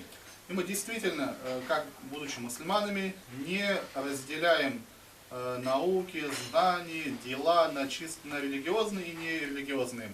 На мусульманские и кафирские, на светские и мусульманские не делим. Важный момент. У нас все, почему? С одной стороны, потому что наша религия ислам, альхамдулилля, она охватывает все сферы жизни. Второе, что касательно этого хотелось бы сказать, раз уж на то пошло, раз все религии важны, все науки, знания нужны, какая-то из них важнее, какая-то менее важнее. То есть, смотрите, раз мы сказали, наука акаид нас от судна спасает от огня ада, это самая великая наука. Вторая по достоинству наука какая будет? Ну, наверное, фикх, скажем, да ведь. Потому что самое первое, о чем будет спрошен мусульманин в судный день, это намаз. То есть то, что изучает намаз, фикх, можно считать второй по значимости наукой после акаида. А что же тогда математика, физика, химия, биология, география, астрономия, медицина? Они нужны? Нужны. Они важны? Важны. Ни посланник Аллаха, ни великие халифы в первые века ислама, в золотой век ислама не разделяли науки на одно хорошее, другая плохая, одна мусульманская, другая не мусульманская. Ранние мусульмане этого не делали, они все науки изучали. Ну, науки, то есть те, которые в их время были. Благодаря этой открытости к наукам, ранние мусульмане, не просто весь мир, большую часть мира, завоевали и не силой меча, а силой слова привели в ислам многие народы, но и сумели вот в научной сфере подняться до самых вершин. Благодаря мусульманам европейцы узнали о том, что, оказывается, была греческая философия античного периода, узнали о достижениях китайской науки благодаря мусульманам, узнали о достижениях индийской науки, медицины, в частности, инды. То есть это именно мусульмане принесли в Европу науку и знания. Потом, к сожалению, у нас у мусульман получилось такое, то, что мы начали делить это хорошее, это наше мусульманское, это кафирское, и доигрались. И сейчас, куда ни глянь, то есть ни нобелевских лауреатов мусульман почти что нету инды, ну нету инды значимых на мусульман. Почему? Индивидуально каждый из нас потенциально как немец, как японец. Мы такие же люди, голова, нога, руки, все то же самое есть. Но вот не хватает нам такого чего-то такого, чтобы подняться еще выше, то есть стать по-настоящему учеными там или чем-то еще иным. Все это у нас есть, просто ты с одной стороны системности, но и не хватает нашего разумного подхода иногда. Потому что изначально мы должны понимать, все науки нужны, все науки важны. И ваших детей, внуков вы обязательно красивыми словами, а если не понимают красивыми руками, отправляйте в школы, в садики, пусть учатся. Вот посланник Аллаха как обучал, как сахаба учились и обучали, так же и вы отправляйте своих детей и внуков учиться всем наукам. В первую очередь религии, но не только религии. Все науки нужно постигать. Не найдется, наверное, в наше время ни одного развитого государства либо народа, который отказывал бы в какой-либо науке. Все, кто сейчас на вершине, немцы, японцы, китайцы, наши советские граждане в свое время, все они учились. Посланник Аллаха не разделял, когда говорил, получайте знания от могилы, от рождения до смерти обучайтесь, или там в одном из типа Аль-Калям, скорее, или риваят, то, что хоть в Китае знания получаете, и других хадисах, риваятах, аятах, это все говорится в целом о знаниях. Не только о религиозных, но в целом обо всех знаниях. Все знания получали, но есть религиозный намаз или там акайд, которые чуть более значимы, есть те, которые чуть менее значимы, но все нужны они.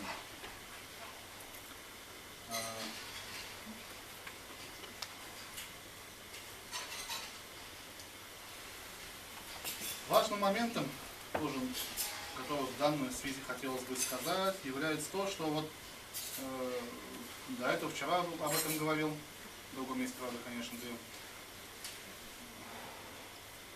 источниками науки акайд является всего лишь что это? Вот о том, во что нужно верить, мы откуда узнаем? Из Корана, подсказывает нам Хазрат. И второй источник что? Сунна. То есть источниками науки акайд являются только Коран и Сунна и ничего другого. То есть только Коран и Сунна может нам вывести 5 основ или 6 основ веры. Только Коран и Сунна может нам сказать, что есть у Аллаха какие-то определенные сифаты, что есть посланники Аллаха, то есть ниоткуда по-другому и логически не можем вывести. Но, как уже говорилось ранее, когда вот мусульманские завоевания достигли Египта, страны с древнейшей культурой, когда достигли Ирана, страны с древнейшей культурой, когда достигли Анатолии, где также, например, была хетская культура, тоже древнейшие народы там, все побережье Средиземноморья было, самые ранние цивилизации. Эти народы, они не признавали ни Коран, ни Сунну. То есть, что же делать? Ладно, мы мусульмане, вот найдем нашего сельчане, скажем, вот Аллах так говорит, ты же мусульманин, вот Аллах так в Коране сказал, ты должен это принимать. Или посланник Аллаха так сказал, ты должен это принять. Говоря с мусульманами, мы можем использовать Коран и Сунну. А что же делать с теми, кто не признает ни Коран, ни Сунну? В школе мы учились с вами, мы знаем, что там дроби давить, дроби делить, прибавлять, чтобы нужно что? Привести их к общему знаменателю. Знаете, да? Только если мы дроби приведем к общему знаменателю, только в этом случае мы сможем их прибавлять или вычитать. То же самое с людьми. Чтобы с людьми разговаривать на общем языке, нужно найти вот это общее что-то. Что это? Вот что есть общее у всех людей? Вот что отличает людей от животных, например, и что вот у всех людей есть? Разум, совершенно верно. Вот разум, да. Если, например, иранцы, египтяне там древние не признавали ни Коран, ни Сунну, но у них было то, что было общее с мусульманами, это разум. Вот на языке разума мы с вами можем делать призыв да'ват, призывать людей к исламу, объяснять что-то полезное. Использование разума в целом, в общем, не противоречит Корану и Сунне, потому что...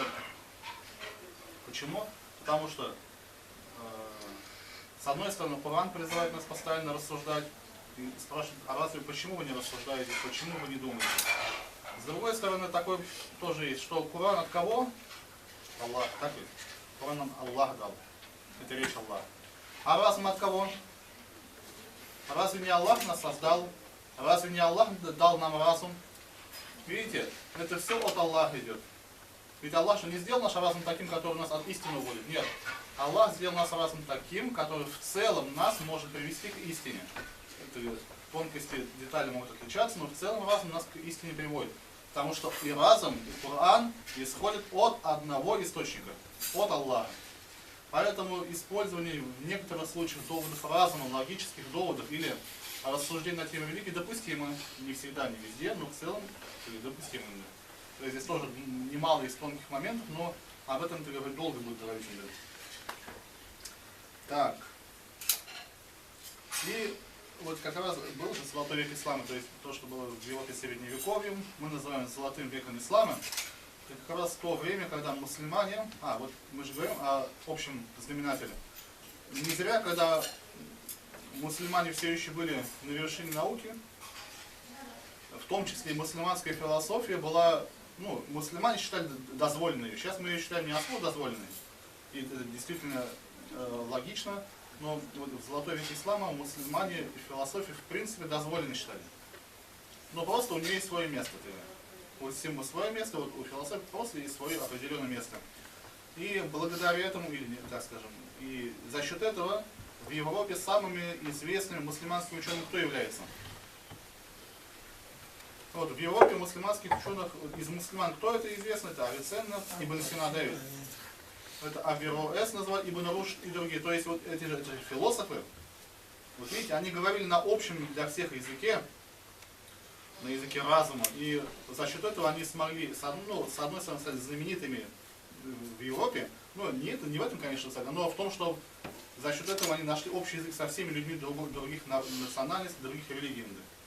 Мы тоже сейчас, обучаясь, получая знания в школе, в университете, в медресе, в Рио, тоже сможем найти то общее, что поможет нам через это распространять нашу религию. Сейчас мы еще в таком веке живем, когда ты не скажешь просто веруй. Это раньше, можно сказать, ты должен верить и все, вот ты должен и все. Нет этих вариантов. Сейчас ты скажешь, никто это не примет. Сейчас другое время, люди другие стали. Приказами уже ничего многого не добьешься. Поэтому для нас очень важно, для нас, для всех, для вас, для имамов, для нас, для преподавателей, уметь логически рассуждать и логически, рационально объяснять религию. Является очень-очень важным моментом. Понятно, да? Одними приказами не добьешься, то есть ты должен и все не скажешь. Вот, так сказано в Коране, значит так. Там, логика нам это подсказывает, это вот является истиной.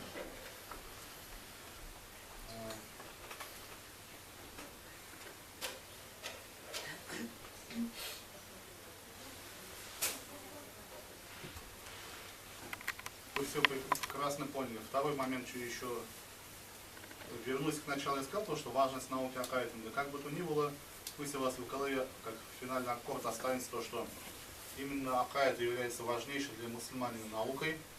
Источниками акаида являются как Коран и Сунна только, то есть только в Коране и в Сунне есть то, основа того, во что мы обязаны верить. Все-таки логика нам не скажет, что там есть Аллах таких славные посланники Аллаха.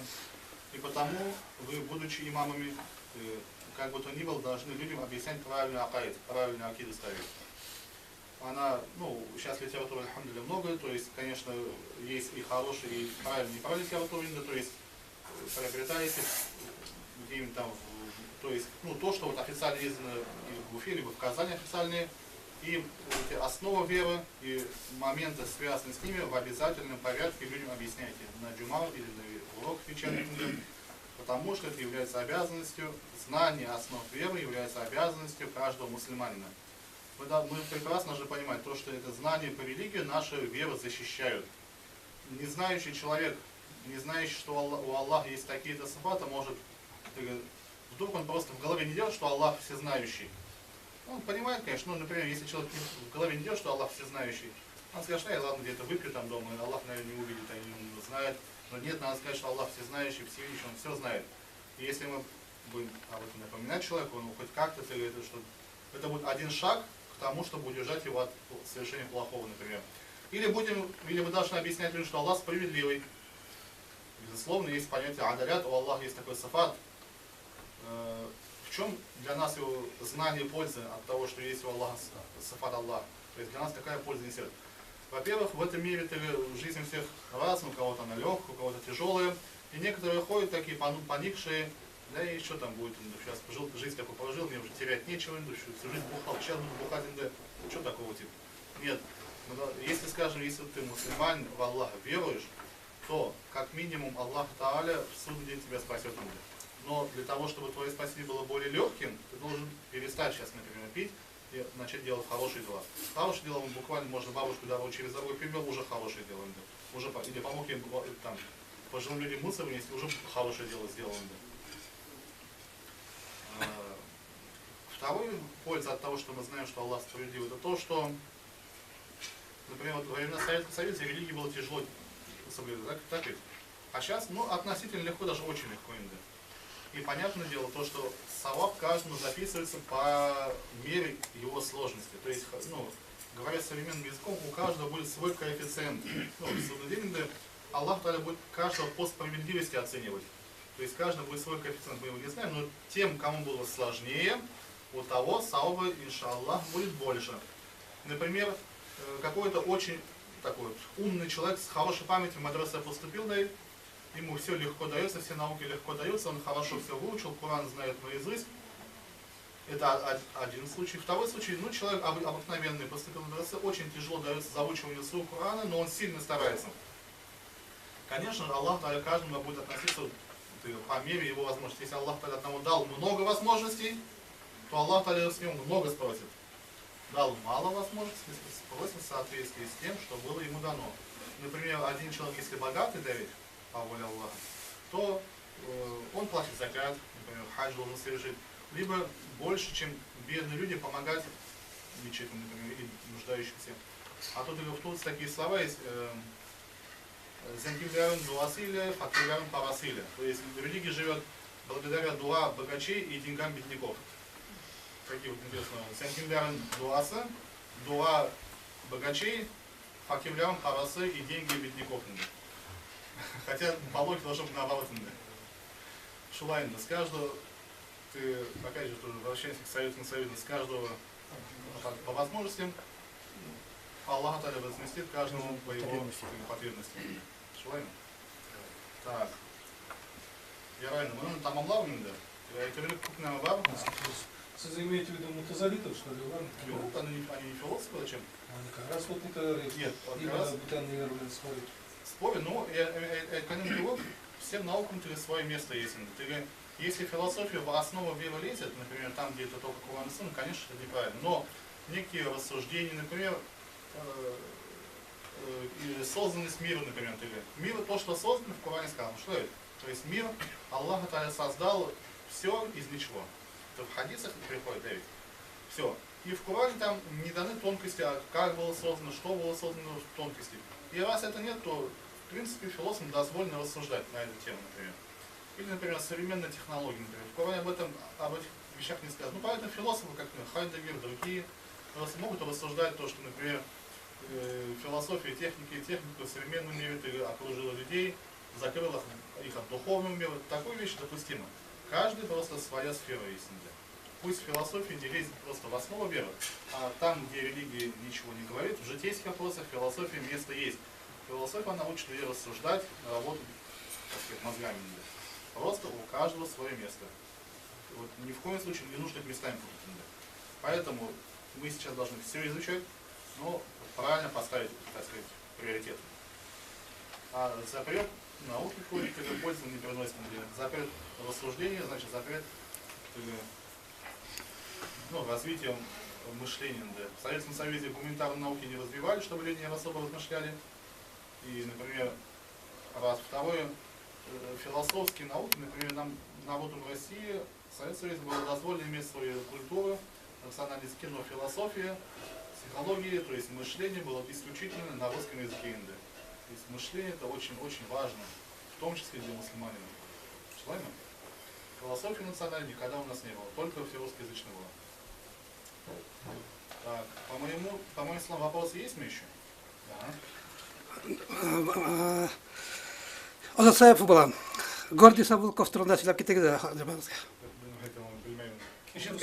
А? Кем? Гордий Сабулков трудно. Был переводчик Корана, но мне ничего не сказать. Был такой, да, есть перевод, ну, не знаю ничего больше. Гордий Сабулков иң бірінші Құр'анны орыс тіліне перевод еткен. Иә, бар. Аскан заводында туған. Біздің Аскан районы. Аскан районында Аскан заводы юк. Аскан заводы болған еді Архангель районында. Архангель районында Асканская пещера бар. Асканская пещера деп аталады. Біздің районда пещера юк. Аскан районында. Вот Аскан білген мына келгенсіз деге Аскан районына. Башқұртстанда 2 Аскан бар. Onu bilmeyim. İşte bu iyi. Oğuz teline tarjime o hristiyanский священник болған шулай. Христианский священник колында. И Коранның тәрҗемәһенә эзләп булга ла шул христианский момент куйган. Куйгы түгел, но һәр кеше үзе менталитет бар, мышление бар.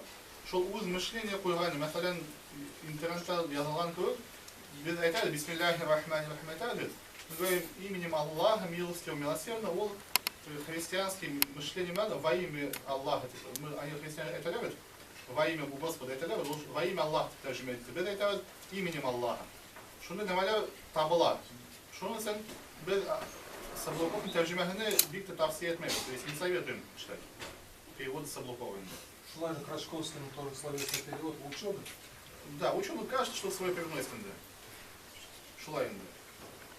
Османовтың тәрҗемәне кайбак укый инде. Но кайбак була, кайбак вакыт, конечно, но телгәне кебек, Коранның тәрҗемәһен түгел, тәфсирне укырга кирәк. Теге иң шул матур мисал була бар шул. Хайтул абьяд, хайтул асвад.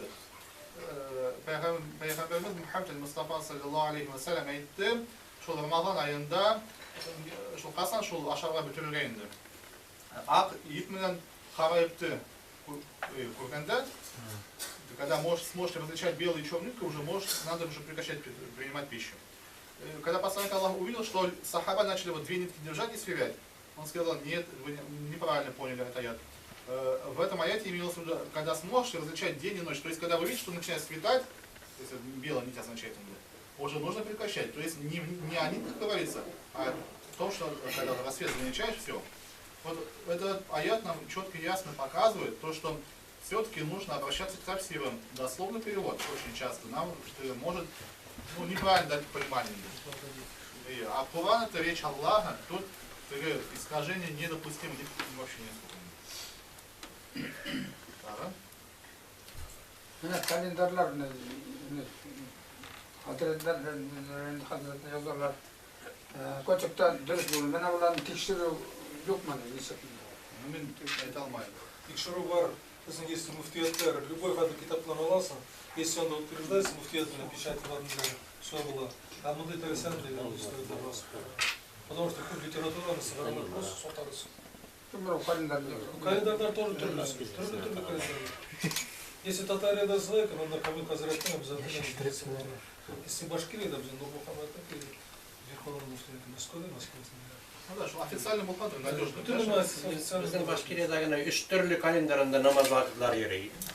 Может 4 түрлүдүр алганда башка изданияларда. Мен тәбәлебрәк карасаң, 3 түрлүдән дә кем түгел безнең Башкортстанда.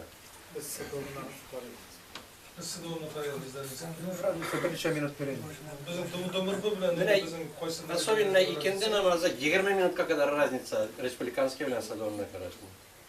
Анда районный газета бастырып чыгаралар, анда совсем üçüncü төрле уже. Безгә мөфтият инде дигән, шуның белән күренде. Ну, безнең менә допустим, безнеке бар ул Рәмил хәзрәт.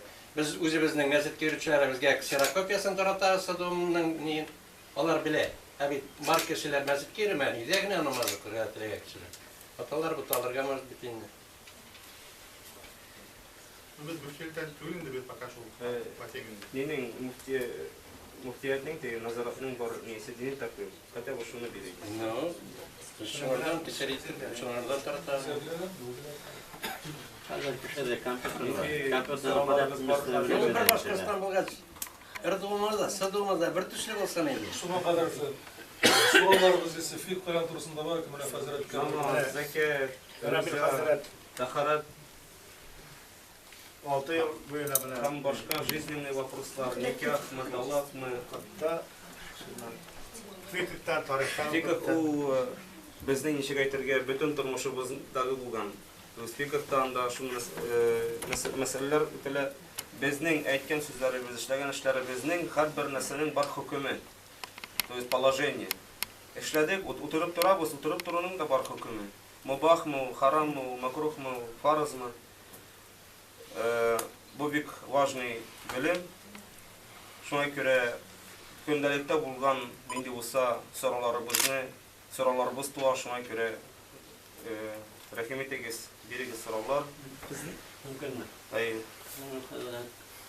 Mına Yasin biz çağırdık, Qarabağ Yasin çağırdık. Anda neçə kişiyə mərhumlar ismindən. Hem de şundan mərhumlar ismini yeter, yine de bula tədiklər də yeterler, bir Yasin çağırdığı deyip mənə. Ama Allah'a isimleriye ayırdım, abisine okulaşlar verildi. Naşonu edip gitseniz. Yenice mərhumya. Bu bir Yasin sakı, nise merhumga okurga болады. Андай регламент юктыр, то есть можете bütün alemge bağışlarga. Регламент андай юктыр. Eğer de teri kişi sizden sorarsa, benim için Yasinçek o vakitte tırışsın özü öğrenirge. Tırışsın. То есть yalkavlıkka moş getirirge, если kişi постоянно sorarsa benim için Yasinçek. O meyitli biraz da. Meyitinin mümkünçeliği yoktur. Yok, bunu gide birinci kişi mərhumla. Bula abisine bir mərhum üçün bir Yasin şərif okusan, öte bana bula demeydi. Bula, конечно, bula. Еще bir soru benim tabii tema şu Yasin turusunda. Öyle mine qaysi vaxt menga обращаться mine kişilerden demirse. Niye mine bizim qaysi imamlar ili mukraminga dikle ili mubinga gana dikle okuyorlar da dua kılıp koyuyorlar diye. Mine bu dürüst mü şu bu motiv sorunlar? Mine tabii bir gana hayatı olsa da yarayda son değil. No. Şuna göre mine nisi kadar antekiler var fatih etmiyor. Все-таки полностью Yasin'in okusunlar mı? Или все-таки полностью okuları hayırlara. Eğer de ezere okusalar o da dürüst bula. Anın eceri var. Onun bana mecliste gittiğinde abisine mükremeyi kadar okuyup dedim. Ondan mesela burada mine mecliste sonra girdik de o iki şarttan girgen dediğimde kendisine. Mükremeyi kadar okup dua kıldım da minden Allah'ın iki marta kalta buldum tüpsüleyi. Namazını falan okudu. Min imamın başkan dedim. Minden evla kutmağımdan ilk öyle kıraat okumaları koyayım dolandı. Ayarım okudu. Şundan mükreminle mi de kanatsız Yasin Şerif'le kanatsız kaldım ki. Mükremin kadar okudum da şu kalganı koya deyip ben ağzım etem, sıkasılaşır ödü ettim. Eğer de eliflenmemle başlaysa iken bu eğitilmiyor işte mecliste bütün süreni bütün okuyarak gider. Metem kişinin jiletedik mesela kişinin mesela buldu gitti anlattı bittim ne bu ne turusunda bir kadar bahsederken конечно була. Мен bir генә не айтып куям. Кеше мәҗлескә килгән, ул Коръән укытыңларга, Аллаһ Субханаһу сүзләрен тыңларга. Ашарга килмәгәндер. Ашарга бөтенсендә бар инде. Шуңа күрә все-таки аны тутырып, яхшы итеп укуның шифасы юкшырак дип әйтәм. Кешегә охшамый, менә миңа күпнесе мәртәбә жаловаться итәләр. Я бу имам кыска гына әйтеп укый. Я бу кыска гына әйтеп укыйлар дип. Кешенең халыкның күбесенең йөрәгенә именно тулысынча укыса, кайбер кешеләр әйтәләр, менә бу имам килде ди, ул ди Ясинне дә тулысынча укып китте ди. Дип әйтү нәрсәне аңлата, кеше халык тели күбрәк аларга Коръән укысыннар дип. Ясин уку максимум анда 10 минут. 10 минут. Әкрен генә укыса даже 10 минут эчендә укып бетерә. Шуның өчен арвахлар күптә инде. Шуның өчен мөмкин кыскача аятта укырга, ләкин тулысынча укыса Ясинне. Яки алсын Мульк сүрәсенең башын алсын, Ясинның тоже bir өлешен алсын, башка сүрәнең өлешен, то есть болай кушарга да була мөмкин җип-җип. Тоже главное, чтобы ни булсын, чын күңелдән и рәхәтлек белән шулай итеп чыксын.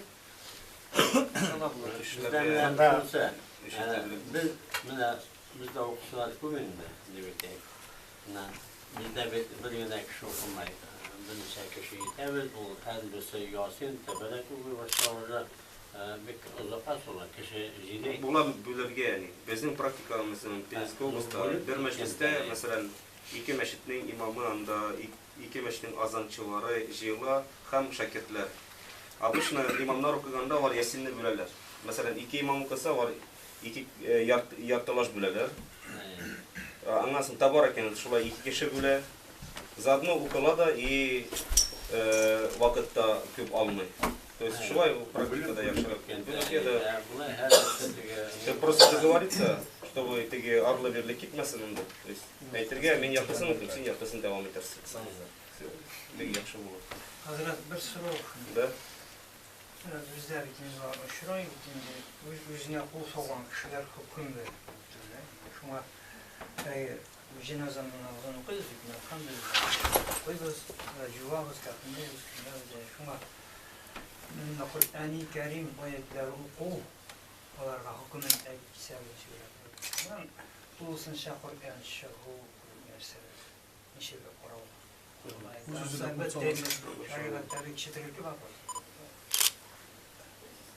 Так, ну, если кеше, әгәр дә кеше, без аны тормышында мусульман дип таныган булсак, то есть, ла илаха илляллах, Мухаммад Расулуллах дип әйткән, ягъни башка дингә каршы була торган нәрсәләр күренмәгән булса, ул кешедән без аны мусульман дип исәплибез, һәм кул салган булса, то есть суицид белән дөньядан киткән булса, ул вакытта без аны шул эше белән диннән чыгармыйбыз. Чыгарырга мөмкинчелегебез, небез юктыр. Хакыбыз. Ул хата кылды, ошибся, как говорят теге урыслар, без попутал. Улсы да может булды, төрле хәл может булды, может җен кергәндер ишенә, может анда нәрсә үзгәсе булгандыр. Поэтому без өстебездә булган нәрсәне аның каршында үтибез. Явабыз, кәфенлибез, күмәбез, җиназаны укыйбыз, Коръанны да укыбыз, багышкыбыз, бөтен нәрсәне Алла Тәгаләнең ярлыкларын сорыйбыз. Чөнки без белмибез, ул ушбу гөнаһны халал итепме санаган, гөнаһ итепме санаган. Әгәр дә халал итеп санаган, без аны белмибез. Әгәр дә кеше дөнья тормышында ниндидер бер зур гөнаһны халал итеп уйлаган булса, и анатдан тәүбә үтенүне һәм башка изге эшләрне күрмәсәк, ул вакытта без хөкем можем чыгарырга, что ул кеше диннән чыккан. Ул Пәйгамбәрбез саллаллаху алейхи ва саллям ушбу эштән кисетә иде. Ул җеназа намазын башкаларга тапшыра иде. Укыгыз үзегез дип. Һәм кайсы бер милләтләрдә, кавымнарда, мәсәлән, кулсалган кешене күмсәләр дә, күмәйделәр, кайда җирләйделәр, читтә калса. Кисетер өчен бу. Тахзир, предостережение, чтобы был зур эшне кылмасын. Айбрат өчен. Атагызга су вурмай. Су вурмасын. Ана кешедей закатның несе мөһимлеге пайда ничек башлана мәсьәләләрне аңлап битсәгез әйтәләр. Ничек? Закат. Мөһимлеге пайда ничек нинди суммаларда закат биргән. Закатның кем икәнлек Аллаһ Субханаһу ва Тааля Кур'ан-ы Кәримдә күп аятlarda намаз белән يؤتون يعني يقيمون الصلاة ويؤتون الزكاة. الله تعالى Кур'ан-ы Кәримдә еш әйтә, намаз белән бергә китерә. يقيمون الصلاة бу тән ибадәте, намаз. Анага бердә мал кирәк. ويؤتون الزكاة һәм закатларын түлиләр, малларын паклыйлар. Аллаһ Субханаһу ва Тааля Кур'ан-ы Кәримдә шулай Тәүбә сүрәсендә зикр итә, 8 төркем кешене кемнәргә закат бирелә. Бер төркеме генә муаллафат кулубухум мансух кылынган. Закатның күләме вообще закат кем түли? Во-первых, кеше булырга тиеш мусульман, үзегез беләсез да, совершеннолетний. Совершеннолетний. Бай кеше булырга тиеш. Бай кеше булырга тиеш. Һәм бай кеше ул кемнең малы нисапка җиткән. Малы нисапка җиткән. Минимальный кворум. Һәм аны алимнар билгеләделәр, мәсәлән, алтыннан ул 20 динар, 20 мискаль. И муфтия как раз шул мине алтынныкын алып, потому что серебро белән безнең вакытта 650 грамм серебро ул безнең заманында обесценение, можно сказать, потому что теге вакытларда кайсы елларны шул хөкем чыгарылды, ул вакытта 20 динар 200 дирхамга бер тигез булды. 1 десятин. Şuna göre 20-85 грамм алтынга жетсе, ул вакытта умножать без хәзерге стоимость, например, анда 250 мең, мәсәлән. Аны кешенең акчасы булса, ел алдыннан алып, елның азагына хәтле ул 250 меңе сохранять ителеп булса, торган булса, ел уртасында бәлкем куллангандыр да, әзәйгәндер дә, күбәйгәндер дә. Но елның азагында шундый хисапта булырга тиеш. Хисаптан елның азагында хисаптан кәмәгән булса, ул вакытта закат түләми. Шул акча бер ел үтәргә тиеш. Обязательно условие шул хисаптан. Аннан соң ул нисап аның шул хисапка аның ихтияҗы юктыр. Никакой нужды в этом нет. То есть просто тора аның бурычлары юк, бурычлары түләнгән. Әгәр дә мәсәлән нисап бар 250 мең, но аныңкы 500 мең мәсәлән бурычы бар, закат түләми. Аныңкы то есть өстендә бурычын түләргә кирәк. Һәм күпме түли 40-тан 1 өлеш. Любой малдан 40-тан 1 өлеш. Шулай ук сарыклардан да түләнә, аның бар нисабы, сарыкларның нисабы бар. Нинең дөянең нисабы бар, бездә дөяләр асылы дип кулланмый. Сыерның нисабы бар. Һәм аның да бар условиялары. Сыер, мәсәлән, 40, то есть 20-30 сыерың булса, ул вакытта әлдә ул сыерлар елның яртысыннан күбрәк көтүдә булырга тиеш. Ул да условие. Саима дип әйтелә. Саима, свободно пасущиеся животные. Шулай ук куйлардан 40-тан 1 куй бирелә. То есть 40-тан 1 өлеш. То есть 2,5%. Процент дигән сүздән куркмагыз, чөнки процент ул доляны аңлата. Вот. Процент ул доляны аңлата. 40-тан 1 өлеш, 1/40 часть. Кемнәргә бирелә, сез үзегез беләсез яхшы. То есть иннама садакату лил фукара, ярлыларга, вал масакин, мискиннәргә, обездоленных, вал гаримин, должникларга, бурычларын түләргә, вал амилин алейха, кемнәр закат ештыра, но үзенең нияте белән түгел, имам назначать иткән. Человек, который сам собирает закат, он не имеет права из этого брать для себя. То есть имам назначать эти специально сборщик заката, и шул кеше вакытын борчыган, вакытын сарыф иткән, шул вакытын сарыф иткән өчен күләмен түли үзенә. Закат алучысыннан үзе. Аннан соң вабни сабил кем юлда, мәсәлән, үзенең ватанында бай булса да, китапларда әйтелгән, даже бай булса да, ләкин ватаннан кайтырга бернинди акчасы мөмкинчелеге юктыр. Анарга хотя бы билет алырга, но не лишний. То есть, мәсәлән, билет тора 20 мең, анарга 50 мең бирәләр. Юк. 20 мең бирәсең, билет алып бирәсең, необходимо андан расходы, ашарга эчәргә и все, и узатасың. Ибн Сабил. Ва фи сабилилlah, Аллаһ юлында булучылар. То есть, үзләренең тормышларын, вакытларын Аллаһ юлында сарыф итүчеләр, аларга тоже закат бирелә. 40-тан 1 өлеш. Товардан шулай ул, товар торговлядан да бирелә. Әгәр дә халал мал булса, халал малдан гына бирелә, обязательно условие. Сорау шунда, бу Аллаһ юлында булганнар һәрбер мәхәлләдә бар, шулай шушы кешеләр бар.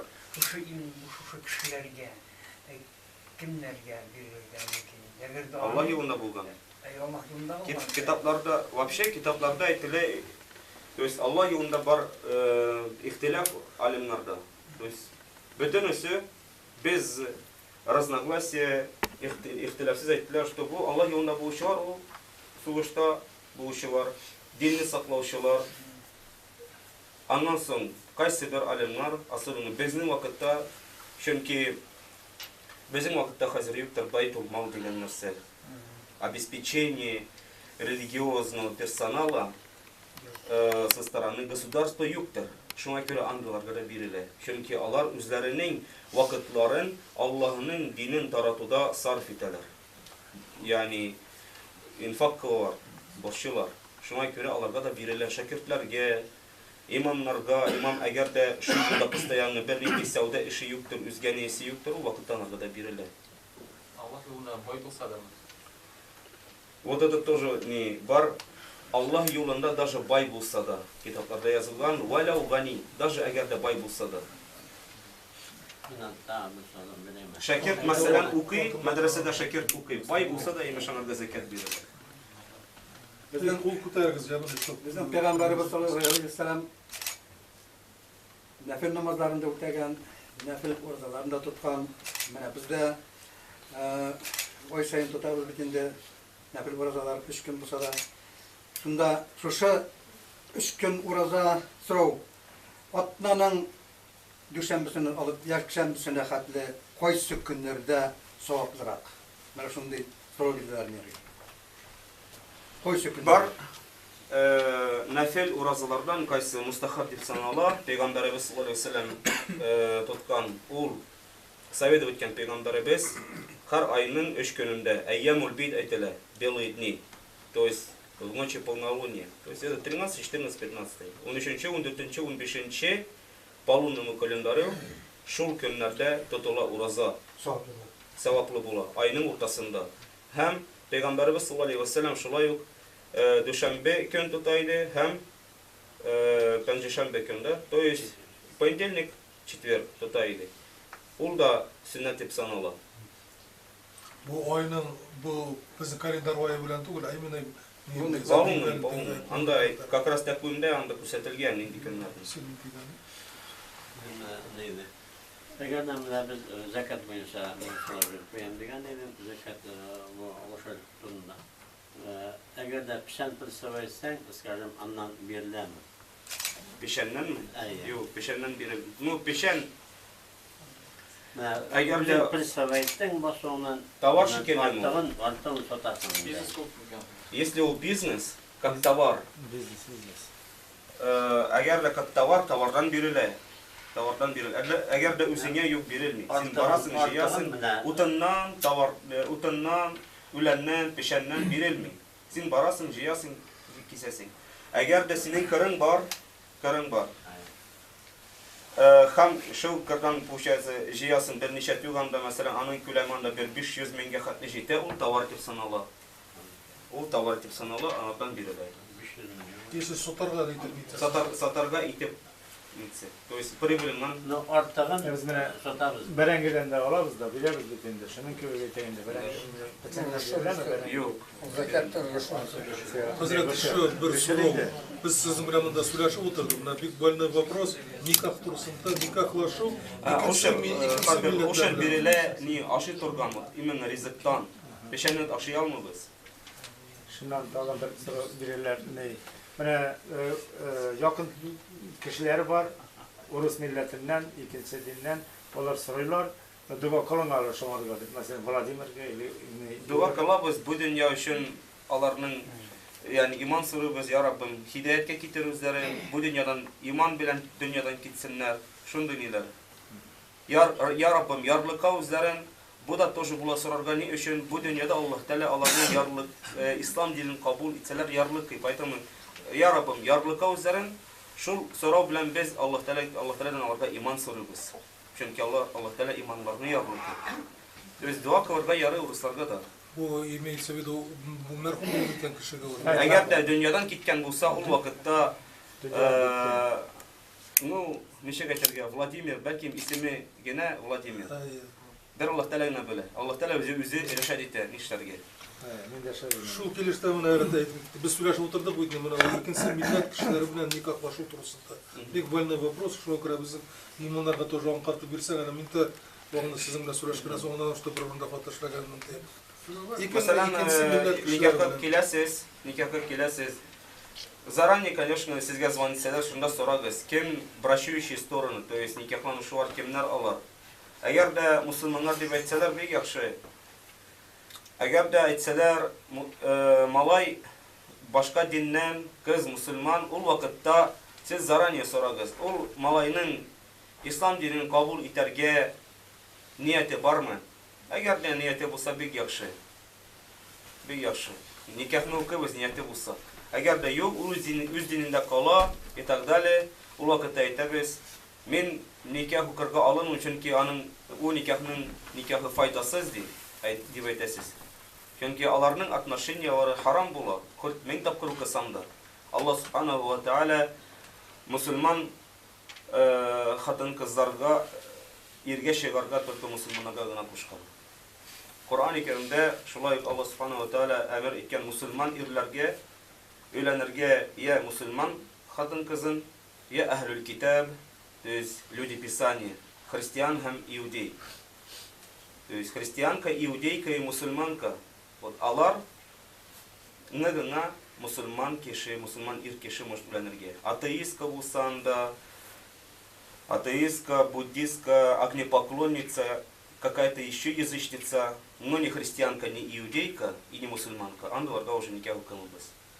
То есть ойламагыз, алар хәзер тәре шуганалар и так далее, тәрегә табыналар. Пәйгамбәрбез саллаллаху алейхи ва саллям вакытында нинди соң христианнар иде? Алар тәрегә шуганмаганнармы или анда иконалар булмаганмы? Булган. Аллаһ Тәгалә Куръан-ы Кәримдә әйтә: "Калат ин-насара аль-Масих ибнуллах". Христианнар әйтәләр: "Масих ибнуллах". То есть Мессия сын Бога. ولا تقولوا ثلاثة, Аллах Та'аля Коръане Каримде айтет, и не говорите троица, интаху фахуа хайрун лакум. Прекратите говорить троица, это лучше для вас будет. То есть Пейгамбар Коръан инген вакытта христианнар, әһлүл китаб, алар шундый рәвештә булганнар хәзерге көндәге шикелле. Шулай ук тәреләр дә булган, иконалар да булган. Шуңа күрә ни өчен аларга укыла Аллаһ Та'аля әмер иткән? Алар Аллаһтан от Бога. Шуңа күрә алар санала әһлүл китаб. Аллаһ Та'аля аларның хатын-кызларын хатынлыкка аларга рөхсәт биргән. Христианнар Инҗилне кабул итәләр Аллаһның китабы дип. Шуңа күрә тоже. Башка динләр кайсыларга бер нинди китап иңдерелмәгән, андыларны мусульман ир хатынлыкка алырга бер нинди рөхсәт Аллаһ Та'аля бирмәгән. То есть никах укысак, никах дөрес була. Никах укысак, никах дөрес була, һәм никахта әгәр дә желаниясе булса, ислам динен кабул итсә бик яхшы. Әгәр дә ислам динен кабул итәргә нияте юк икән, үз динендә калырга нияте булган икән, ул вакытта без никах укысак, никах дөрес була, чөнки бу хатын-кызларга да, христианка или иудейка, чтобы она, то есть не является условием для действительности никаха принятия ислама людьми Писания. İman kelimesini getirse, непорочный bulsa, болады. А? İman kelimesini getirip непорочный bulsa, yok, Hazret.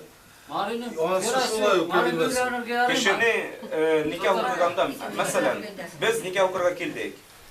Анда, мәсәлән, ир кеше жених Абдулла, мусульман.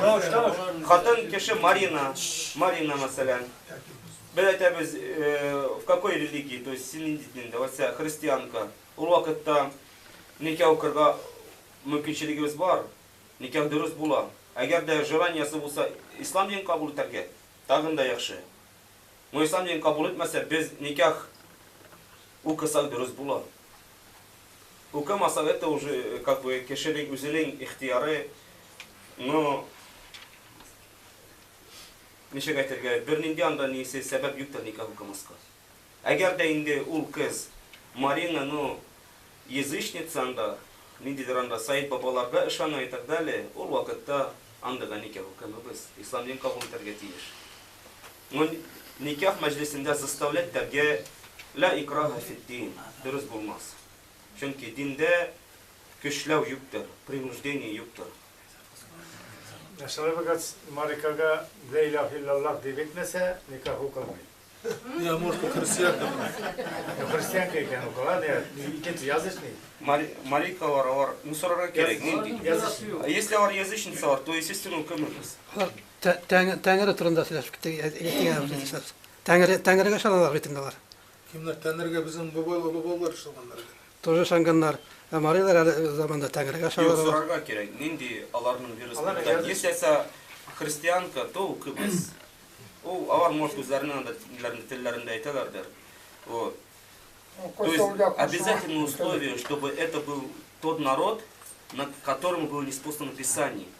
Там не обязательно иудеи и христиане. Ахлюль китаб. Это может быть, например, сабиейка или еще какой-то народ, но который себя не называет ни иудеем, ни христианином, но верит в одно из Писаний Всевышнего Аллаха. Например, псалтырь верит, Забурга и Шана. Но у христиан да иудей это у псалтырь Гашана. У Шана Дауда алейхиссалямге hem başka peygamberlerge. Biz nikah okuyuz. Ahlül kitap sanalım. Lakin bizning vaqtda taralgan ahlül kitap bu iudiler hristiyanlar. Bu halkın kızlarına, irler ki ilk kişi уже обязательно. Agar da nikahga keldi ekan, ul vaqt nikah masalan xotin qiz musulmonka, er o'ris bo'lsa da, kim bo'lsa, no o'ris biz xristian deb aytamiz. O'ris bo'lsa, lekin Abdullah bo'lsa o'qiymiz. То есть Абдулла исеме, то есть мусульман bo'lsa, no nishigatirga millati o'ris bo'lsa, то есть национальность. Татарстанда крашин татарлар яшик була. Обязательно условие, чтобы он ир был мусульманин, то есть мужчина. Хазрат менә без Ясин турында сүз алып киттек, аңлап җитә алмады. Менә миңа бер сорау бирделәр. Менә бер апа, минем улым малаяма ди 41 Ясин сыгарга кирәк иде ди. Терек кешегә Коръән сыгарга ярый. Терек кешеме? Әйтер. Насау үтәргә может или баласы? Терек эмас, үзенә сүзне сикмәлә. Мин аңлап җитә алмадым. Хастамы баласы? Хаста түгел, эшләп йөри. Эшләп йөри. Ну эшләсен дальше. Аның исеменә Коръән сыгарга ярыймы? Мин аны сораштым мин. Үзе чыксын. Җәдә кешеләрдән дә сораштым. Вакытыгызны борчылмагызда, үзе чыксын. Вообще была. А? Вообще была. Ну, опять же, это, как говорится, приведет к чему, что человек он будет так и работать, и лениться, пусть сам научится читать. Үзе укысы. Иначе дорого обойдется, скажите. Тагын шунысын әйтте. Аның кесе балай. Ул әйтте, менә минем ике балам аты. Коръәнне сыгартырдым мин, 41 Ясинне сыгартырдым ди. Менә монысы кирәк ди, мин белеки малайыма Коръән сыгарга кирәк. Ну, бер яктан әнисе дөрес әйтә. Если человек не соблюдающий, dinni ütami, işlep yöri, kesip kıla, taba, no akılın kullanmayı, Allah'ın kuşkanın ütami, tıyganından tıyılmı, ul vakitte enisi dürüst etken, 41 Yasin ucu ukarga gerek. Çünkü balası meyit ucu, ülgen. Bir yaktan dürüst etken. Buna niye şimdi soru verdiler, min ayttim indi, min ana... Allah'ın kuşkanın ütemeyen, tıyganından tıyılmayan kişi meyit çekiyor. Benim seminat ettim, bir de bende nerse yok, marhumlarga bağışlap Kur'an kelimeye gittim, Yasin okular. Sonra ben soraştım, yaray ana nurlu uruğuna bağışlarga gerek dedi, niye şuna dedim. Minanı o tabi dersim gelmeyi. Bizde көп нелер Вообще, андай нәрсе практикада yok. Kitaplarda yazılma. Praktikada андай нәрсе yok. Мен де айттым, 6 ел оқыдым айтам, алхамдулилlah, андай нәрсені ишетмедім. Мархумларга bağışlап Yasin сыгыла, тирек кишиге Yasin сыгылмайды, мен айттым. Бәрінде ғалымдардың мәғлуматы жоқ. Ясин оқу турында тегisi мысы Peygamberimiz Muhammed sallallahu aleyhi ve sellem'nin hadisi var. Kur'an okuyuz diye. Şöyle birkaç okurga indi. Hani nerse ne tege yartı Yasin çıkan mı, nise Yasin çıkan mı, ili niçe ne mübin okugan mı, anısı tege mühim tügül. İn mühimi Kur'an oku. Конкретно нәди сура укырга дигәнне именно менә 40 Ясин укырга кирәк дип әйтелмәгән. Шәрек кешегә, пожалуйста, менә Кур'ан укыгыз. Можно хоть Кур'ан хатымны тулысынча укып чыгарга, нитеп багышлап, исән кешегә дә була рөхсәт ителә. Там бер әйбер буенча менә Рамилхат әйткән, кайбер кешеләр бутыйлар христиан, урыс дип әйтәләр. Төрлечә булырга мөмкин. Может быть, ул урыс кеше дә, ул национальностьны дин белән бутырга кирәкми. Урыс кеше, ул мөмкин нидә булырга, мусульман булырга да мөмкин. Или кирисенчә, Татарстанда мәсәлән, крашиннар бар мәсәлән. Үзе ул татар, ләкин ул христиан. Шундый вакытта обязательно сорагыз, татар егете булса да, кем ул? Мусульманмы? Альхамдулилля айтса, спрашивать о том, кто этот человек, не является каким-то плохим вопросом. Сорыпыз никак-то. Мин килдем никах укырга, кемнең араларын хәзер бәйле, мусульманнарның араларынмы? Кем сез, мусульманмы? Мусульман, альхамдулилlah. Тогдан никах укыбыз. Әгәр дә мин белмим, тогда шаһаданы әйттерәбез. Никах дөрес булсын өчен. Кем бәлки өмерендә бер дә шаһада әйтмәгән, бәлки шугынып та алгандыр. Акыдан әз генә аңлатабыз, Аллаһның барлыгын, берлеген аңлатабыз шул мәҗлестә. Бәлки шунда ул беренче тапкыр ишетәдер. Бар шундый хәлләр дә кашан татар егете утырып тора, без аны сразу мусульман итеп исәпләй алмыйбыз. Анасы, әтисе мусульман булса да, без анардан тиеш күрергә мусульманлыкны, шаһаданы, кәлимәне. Әгәр дә ул намаз укый, альхамдулилlah кәпәштәрди, сорасын хәлләрен ничек альхамдулилlah әйтсә, ул вакытта без шаһаданы әйттерергә можем и не требовать. Без беләбез, что кеше мусульман, альхамдулилlah әйтә. Безнең Байсаладан да кызык килеп чыга. Безнең татар егетләрен, башкорт егетләрен кәлимәне әйттереп булмай. Кыргызда марҗа кыз утыра, шул хатны матур итеп әйтә. Вот мен диде университетта шул Коран тәфсирен укыта идем. И иске татарча инде ни Алиткан фи тәрҗимәтил Коран дигән безнең Шакирҗан Асадулла Аль-Хамиди язган, Казани. Казанский наш ученый. Иске татарча тәфсир язган, бик матур тәфсир. Да, калын гына. Шулардан укыта идем. И задание бирәм шакиртләргә. Татарлар зарланалар, без берне аңламыйбыз. Ну, вроде бы укыла, без берне аңламыйбыз, татарлар зарланалар. Анда берничә кыз бар, Аксана бар иде, анда үзгә кыз. Әзерләнеп килгәннәр шатырдатып укылар, тәрҗемә итәләр, татарча укылар, русча тәрҗемә итәләр. Бернидә зарлама мөмкинчелекләре бар әйтергә. Бу безнең тел түгел, безгә давай послабление, юк. Бик әйбәт кенә аңлатып чыгалар. Үрнәк. Шуңгы тәфсирләрне, Нуъмани тәфсирләрен кулланыгыз. Нуъмани тәфсирләрен кулланыгыз. Русчага тәрҗемә ителгән Коран якобы тәфсирләү тәфсир түгел.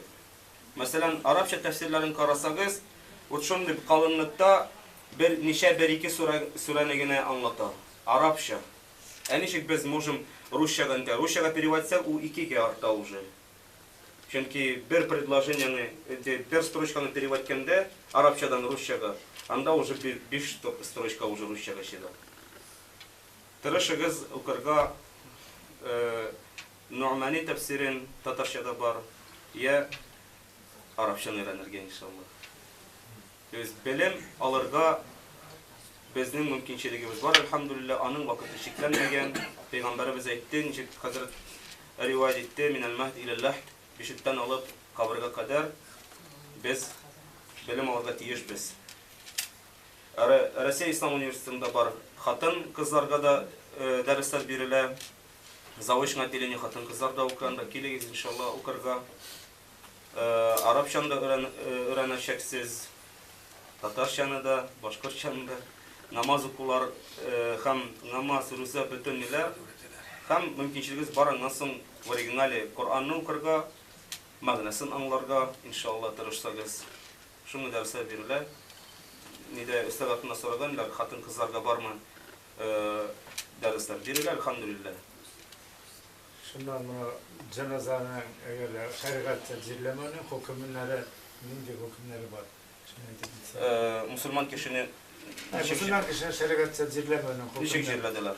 Мәсәлән, уртага лахат алып, тартма белән Пәйгамбәребез саллаллаху алейхи ва саллям үзенең мубарак хадисендә әйтә: "Аллахду лана ва шакку ли гайрина." Лахди, лахдны беләсез ничек эшләр, кыблага таба, шундый бер ниша шикелле, михраб шикелле. Лахди ул безгә, шакку үзгә милләтләргә ди. Шак уртага казыла. Безнең Абу Ханифа мазхабы буенча лахд суннат дип санала, шак макрух дип санала без причины.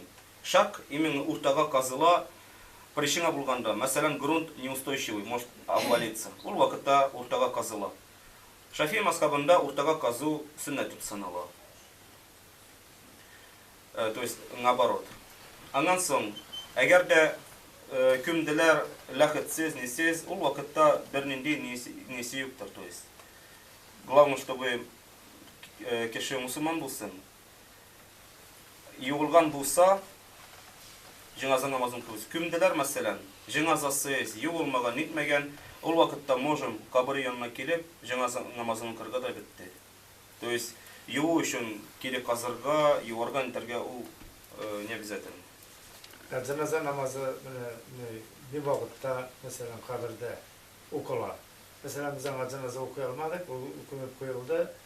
Ben işitken idim, kaç gün olsa 6 gün, cegeli olsa 3 gün diyor. 3 günden Bu alimlerin neleri, iştihatları bu niye karata, местностька карата, климатка карата. Пожалуйста, не дай хоть 20 yıldan sonra severden de boz içinde tora meyil. O может свежий вообще şeker. Hamilerge işitken nağıllar dürüst mü? Cegeli 3 gün, içinde 5 gün 6 gün. O yılı yaklarda. Yok bizde. Bizde yok. Mesela fikih kudurida в общем aytilgan. Eğer de okılmayan bulsa, kabri yanında okuy. И nedir vakit verilmegen. Mesela даже 20 yıl тому назад okılmagan. Bozoguyuptur kabri yanında kilde okuy. Bozoguyuptur. Kim de anlataymagan. Пожалуйста. Şöyle tane tarkalı. Elbette. Lakin okusak da ne bulmuyor. Ziyanı yok. Şöyle su boyunca koyacakta yaxşırak məlumat versəniz, sular kullanır boyunca sıkı çağınar. Su boyunca. Ne sular kullanır? Mesela açı, taharet ya. Ну, taharetke естественно kullanırga тиеш su pak, ham paklı torgan. Чистое, очищающее. То есть природный су, то есть может koyu sıvı, yangır sıvı mı, talya вода, то есть bozunu eletken, deniz sıvı bulsun, yılga sıvı bulsun, anduvarını kullanırga yarı. Eğer de o sunu yedik, mesela bir şeyle kaldık, o su başka necis bilen butulman bulsa, eğer de bir kaplagına arı necis aksa, sidik mi anda, kan mı, vino mu, o vakitte o su pişirak sanılır. Даже bir boşkaga, 100 litrlik boşkaga даже bir kapla ara kısalsa o vakitte necis sanılır. Ondan sonra eğer de o şirekten mesela et içse, şuşka içse o vakitte necis sanılır. Maşı içse o vakitte makruh sanılır. Maşı pisi de bize maşı neçi. Eğer de işek içken bulsa mul işek o vakitte meşkuk sanılır, сомнительный. То есть eğer de taharet alsak gerek tayammum da alıp koyarga на всякий случай. Kaysı hayvanın itin aşıbız, mesela at mı, sıyır mı, kuy mu, o hayvanlar çilekten içse o su pak sanılır, arı sanılır. Eğer de естественно hayvanı arı aşık bilen aşatavuz, mesela peşen mi, ne mi? Eğer de necis bilen aşatsa o vakitte естественно necis bilen butalgaç bozuk sanılır. Ondan sonra munçaga kerebiz, munçada taharetlene turgan, gusül alına turgan sular yabık burga tiyiş çünkü bu предосторожно saklık. Kaşan biz koyunabız, bizim yani использованный su, anda belki necis de может bulurga, şu то есть kaplaları oşup nige arı suga gitmesin, butulmasın. Eğer de necis bir kaplagına buldu, mesela istinca sıvı olucu necis sanılır. Da. Musa'da mı ne ıskacım yolup çıktın, bir sutkan tağı yaptın, şu suda kaplangan keliş koy. Kaplangan keliş, пожалуйста, хоть 100 yıl bulsun eğer de. Bulan mı? Eğer de tenye zarar bulmasın. Kaplangan keliş. Hazret bir soruna şimdi var bizde ağla bu. Da. Meyitler bile bizim meyitler bütün yuvarlığında türlü haletler var. Yanıp tavlıyor, onu tanrılık dağılmayları, türlü halet üzülüyorlar. İlk güne günlerinde bizim pratikte oturalım olayınca onu alıp batıkanlar Irak'ına öğretip nuru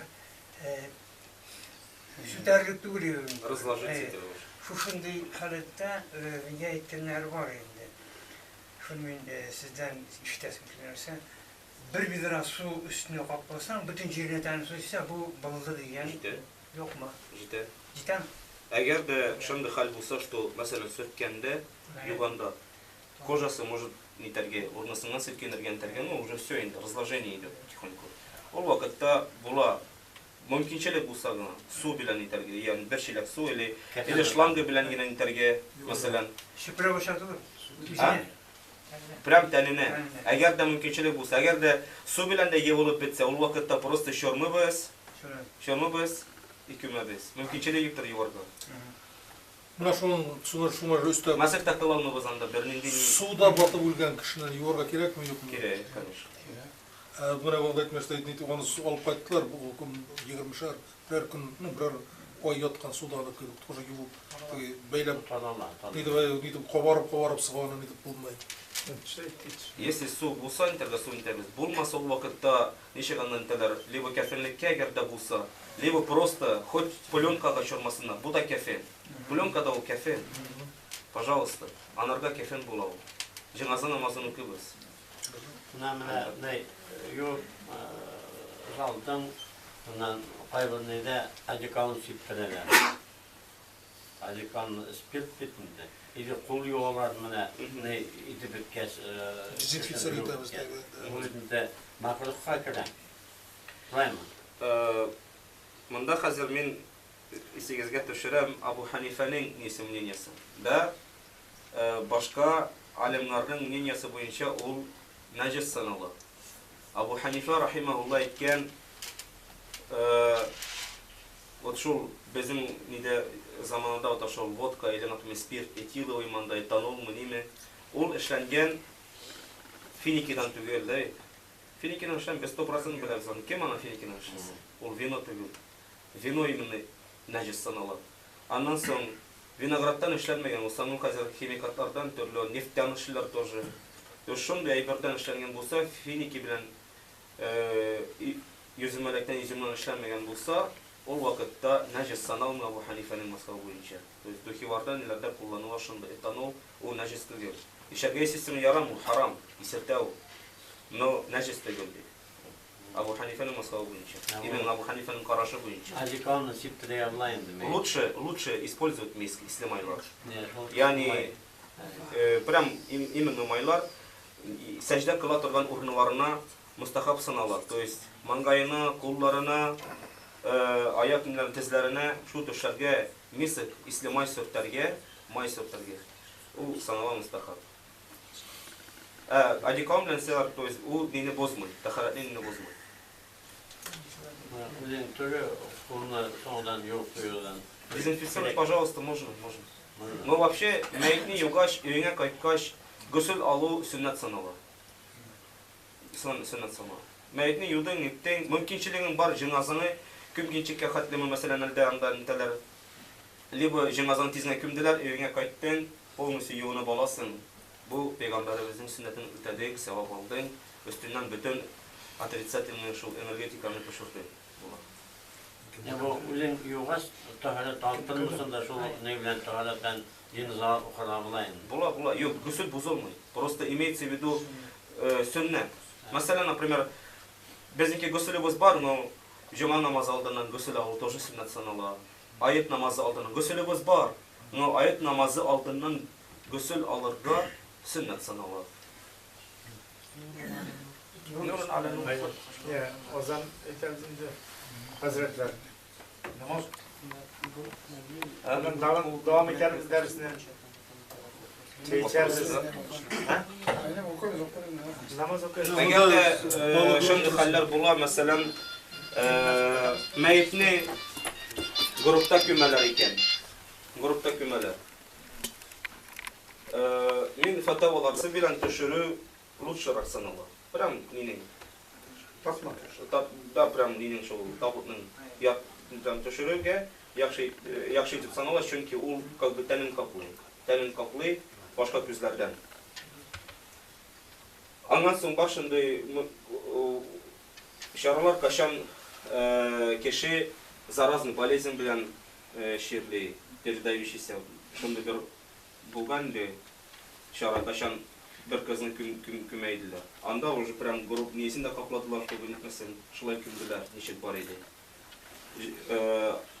Anda kümünün birinin niyesi yoktur. La ba'sa bih, ученые ettiler, alimler ettiler, nичего страшного. Даже лучше кайсар ettiler, что töbü bilen mahramlar düşürsünler, потому что mahramda tutar doyarın dergetegi. Он kaçan çuşuylar düşürer, лучше düşürsünler ne bilen.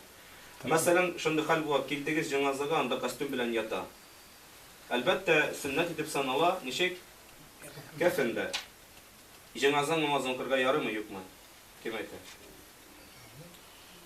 Bu cenaza namazın okulunun şartı değil, kefen. Yani kaplangan. Lakin kostümlarga, mesela tekkennilerge, даже şuluk, обычный varaknik bilen da ili tekkennilerge, kiyimge, şormarga makruh sanala. No, ol cenazanın şartı değil. Eğer de şimdi nasıl olsa buldu, sözünü bitirmeyiz. Просто anlatasız. Meyitke yakşırak kefen de kümüler. Gavret kaplama. Gavreti kaplangan bütünley polностью. Mesela bir sahabanı da ölen bilenden itkenler tegi. Kefennin tösü de ak bulurga diye şulay bit. Ol sünnet. Eğer de kara kefende, kızıl, yeşil, kül. Bendi materyal tapmadılar. Taptılar şimdi nene. Пожалуйста. Tayılmadan. Şulay ihramda, ak ihram kuşulgan. Kara ihramda yürüsen, hacda kılganda.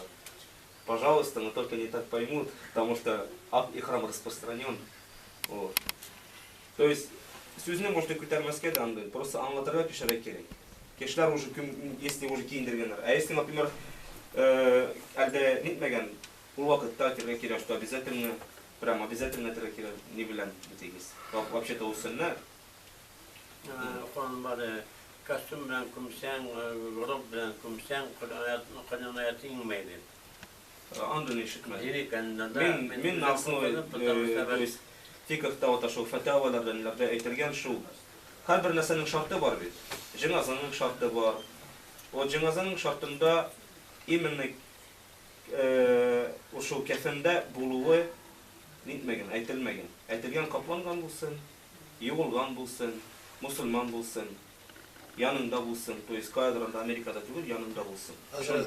Костюм bilen все-таки israflıkka bir kadı kırabilir. Естественно, естественно. Ну, бывает, например, килясень. Костюм гантера. Вы же не будете там искать сауну или приснить с собой заново все это. Это время тратится. Кештар уже жил ганна. Да, фетна мужчина. Просто анлата возяшена, что в следующий раз так больше не делайте. Если будете делать, больше не приду хранить. Прям кисетес шелай. Вы ему же плохо делаете. Он же будет наслаждаться в этом сауне, чем в этом костюме. Тесноте. Вот шунды кисетудар блин анлатырга. Момент такой, что одному разрешил и другому как бы разрешит, как просто в следующий раз не в сами будете хоронить. Biz yani küskagına kafim bilen Раз уже келдек, наконец мы закрыларына келип кирдик. Cenazа namazını kılızda bitti üstümüzde o. Уже тылмай вакытта бит. Мен тәр салу, bir şeyde davay adiyal salak. Bu bütün israf. Bütün israf. Лишний. Мен, mesela мендер салу yok gerek mi? Ну, анда бывает шанды, что кызы, анда әнисіне мендер салу уже истерикада уже, nasıl işler işlesinler. Bizim mentalный şeyler, конечно, yapraktan gana. Yapraktan. Neden lучше ona? Есть, да, şuna Belçikten öyle. Обычно мен айтамын да yapraklarından астына yedirip сектор, что құрда болса. Пайбысы, шаршаманы жейелер. Mesela kitireler, vinoklar, neler kitireler. Eli çeşeklerini şılay koyarlar. Nittegiz, utartlarız üzerine. Peygamberimiz sallallahu aleyhi ve sellem içerisinde ki palmanın iyisi nitti, şebugın iyi utarttı şılay. Alar свежий bulginçika hatli, şu kaburdaga bulgan kişiye jenilik bulur diye Peygamberimiz. Tiri bulgar. Tiri şaşı. Da, tiri. Fotosuretning hukmi. А? Fotosuretning hukmi. Фотосуретning hukmi вообще имеется в виду кабырта мı или вообще? Taşta. Taşta mı? Ну, бар alimlerin neleri haram deyip aytılgan. Haram hem kişi kitaplarda aytılgan человек, который сам завещал, он за это получает наказание, что минем суретимni koyuyoruz. Если он не завещал, сделали наследники. Ну, наследником будет грех. Но за то, что Сурат Тураниде, Ташымда, ул вакытта без айтабыз, алмасагыз, сіз наоборот не азаплисыз. То есть приходят джинны, поклоняются этим портретам, портрету и так далее. Из-за этого ему неприятно становится умершему, покойному. Лучше выбирайте. Мен алдыртам. Мәсәлән, у меня 100% алдыртулар була иде. Анда шурукларда Туранитер, либо мәтәм покрасьте. Чтоб такого не было. Лучше мәтәм напишите имя и даты смерти там и так далее. И все. Үйде стенада фотолар ілініп тұрған. Аларын тоже алдыртамыз. Мәжіске келесің, фото выставка, ничек Құран оқытып, нелер, хайван рәсімдері, календар кетті, сусқа кетті, ничек қол көтеріп дуа қыласың. Шулай айтабыз кергеш. Сейчас мы не начнем, пока все вот эти вы не закроете, либо не уберете. И аңлатабыз. Көбісі бізде. Кәле, қайбір қадырдан үйлерінде толы еліп тұра. Шынды да бұла. Туаның сағып кетті, мен сақыралар уже біреулер, что фотография береді. Пейғамбарымыз саллаллаху алейхи Зуфар вассалам говорит, хадисында кетті, келеді. фотография тоже исім отыр. Пейғамбарымыз хадисында келеді, фәрешталар бекелме шул йортқа кая эт в доме. Эт һәм сүрәтләр. Бәрәкәт булмый. Пейғамбар саллаллаху алейхи хадисі бардан ол менә, ол кірген Әлбәттә, сүрәт мәсәлән бар. Сүрәт бар. Әлдә керәсен кашан монда балары ашек теге, анда тоже фәрешталар бигасыгы келми. Чәчләр ашек ни. Шулардан без башлыбыз. Менде бер хадис китабында укыган бер хадис кабер өстенә язулы әвер койларга тиеш түгел дип. Бу практически ташта койларга тиеш түгел язылып. Опять же, хадисларның бар разъяснениясы. Ну, Казанда чыккан хадисларда. Ташта койларга тиеш түгел булайын дип. Юк, таш, чтобы унутмаска, кая кем күмелгән. Пожалуйста. Аның ниясе юктыр. Анда объяснительница деген сөз, то есть шарх ашыклыгы бар. Таш үстендә исеме, дата рождения, дата смерти дип язылса, самый мәгълүмат кына и все. Бар кайсы алимнарның ниләрендә язылган, мәсәлән, каберларында шул язылган. Вчера я был такой, как ты, сегодня будешь, завтра ты будешь такой, как я. Ну, примерно вот шумный нәрсә. Назидательный сүзләр теге. Кеше килә, ихтибар ала. Пәйгамбәрбез саллаллаху алейхи ва саллям насайты хадисында зурул кубура фа инна тузаккирукум бил ахира. Каберларны зиярат итегез. Каберлар сезгә ахиратны сигезгә төшерә ди. Kuntu nahaytukum an ziyaratil qubur. Min ди сезгә элек каберларны зиярат идем тыйган идем ди пәйгамбәрбез әйтә. Yani kişilerin imanları zayıf bulganга күрә, чөнки кабырга кергәч анда кем битен тырны, кем киемен йырта, причитать итә, ул мәеткә зарар китерә. Хәзер ди, фәлән фазуруха фә иннаха тузаккирукум бил ахир. Хәзер инде сез зиярат итегез, ахиратны исегезгә төшерә ди. Үзгә хадисларында килә, әгәр дә кеше көненә 20 мәртәбә үлемне исеннән төшерсә ди, fikir kılsa di, uylasa ölümne. Nişek, например, ülkeş nişek bula, nişek kümeler, nişek iteler, şunu nesene 20 mertebe, könüne 20 tapkır isine düşürse, o vakitte di, kıyamet gününde şehitler bilen kubarılır di. Ortaya askına iskat şu başlaş ol, yaş satı iskat şu muydu? Şolay kişi yakınaya başladı. Лучшемусы ин яхшы то, что ин яхшысы качан яш егет картлар сынны иде, картлар сынны диге. Но ин койтосы качан карт кеше яшьләр сынны тырыша диге. Намаз укыгыз, дәвам итәрбез. Өстәл буенда. Ва ахир дәван алхамдулилlah.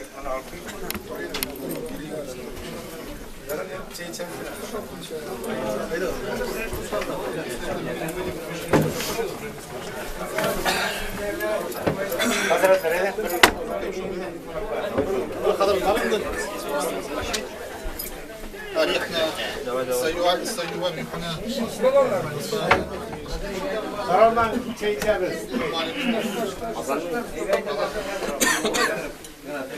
Doğuşunu bitirdik bir de kazan. Allahu Ekber, Allahu Ekber. Allahu Ekber, Allahu Ekber. أشهد أن لا إله إلا الله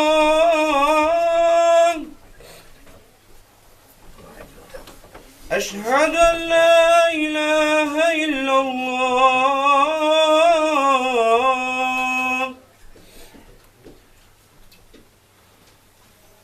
أشهد أن محمدا رسول الله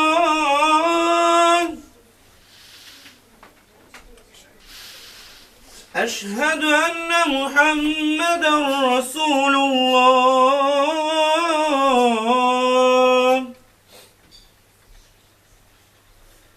حي على الصلاة حي على الصلاة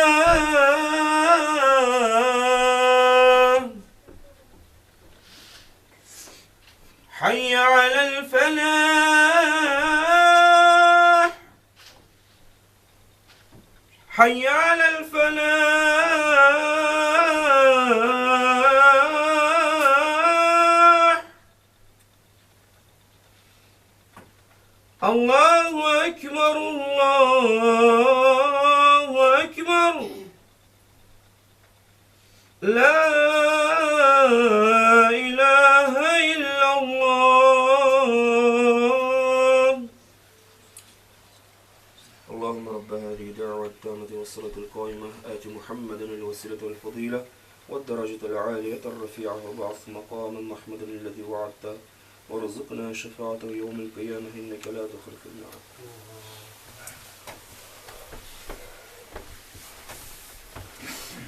الله أكبر الله أكبر الله أكبر الله أكبر أشهد أن لا إله إلا الله أشهد أن لا إله إلا الله أشهد أن محمدا رسول الله أشهد أن محمدا رسول الله حي على الصلاة حي على الصلاة حي على الفلاح حي على الفلاح قد قامت الصلاة قد قامت الصلاة الله أكبر الله أكبر لا إله إلا الله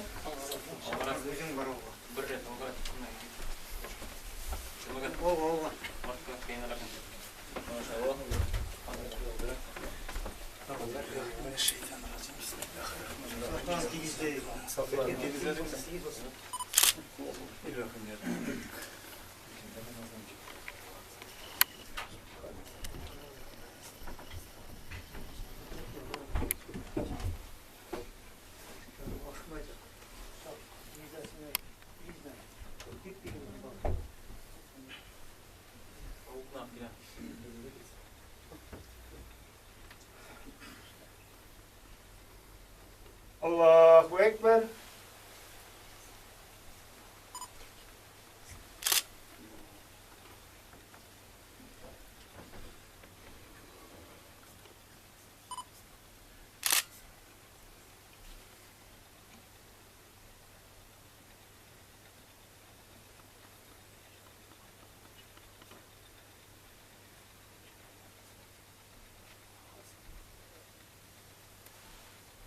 الله أكبر سمع الله لمن حمده الله أكبر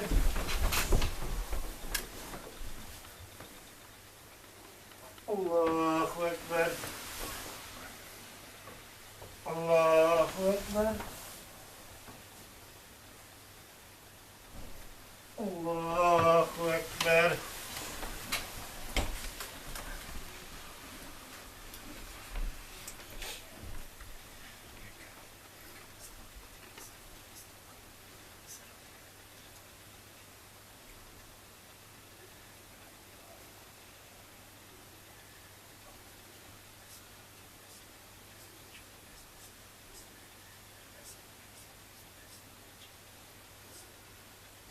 الله أكبر سمع الله لمن حمده الله أكبر الله أكبر الله أكبر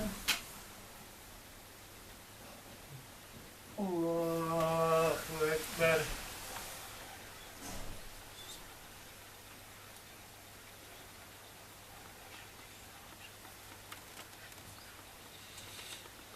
الله أكبر.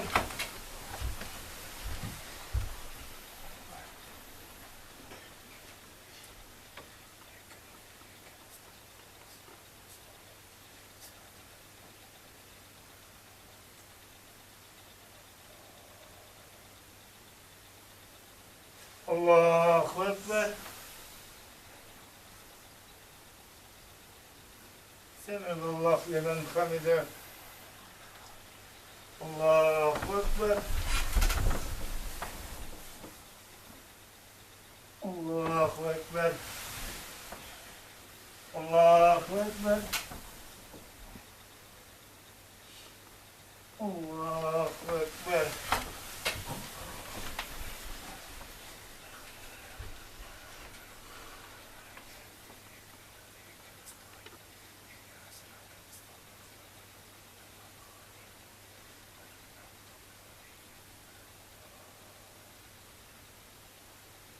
الله أكبر.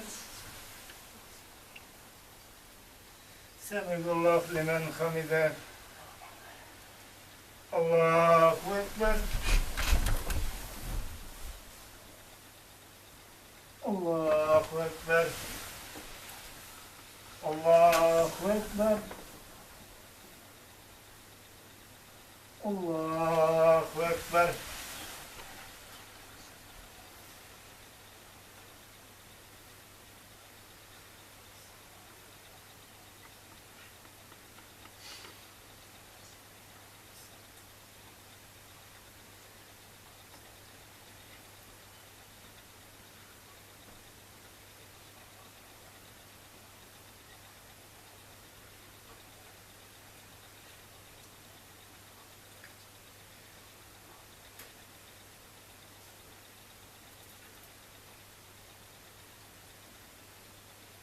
السلام عليكم ورحمة الله. السلام عليكم ورحمة الله. اللهم أنت السلام أنت السلام تبارك يا ذا الجلال والإكرام برحمتك. الله أكبر. سبحان الله والحمد لله ولا إله إلا الله والله أكبر ولا حول ولا قوة إلا بالله العلي العظيم. أعوذ بالله من الشيطان الرجيم. بسم الله الرحمن الرحيم. الله لا إله إلا هو الحي القيوم.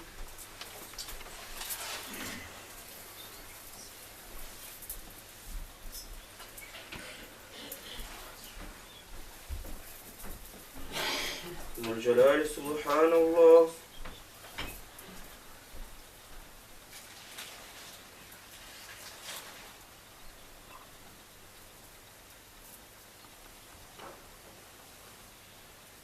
ذو الكمال الحمد لله.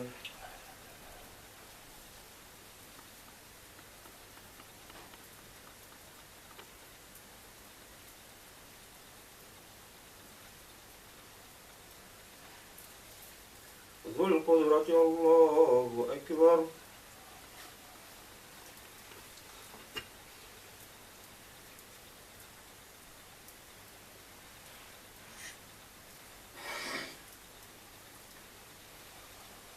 لا إله إلا الله وحده لا شريك له له الملك وله الحمد وهو على كل شيء قدير.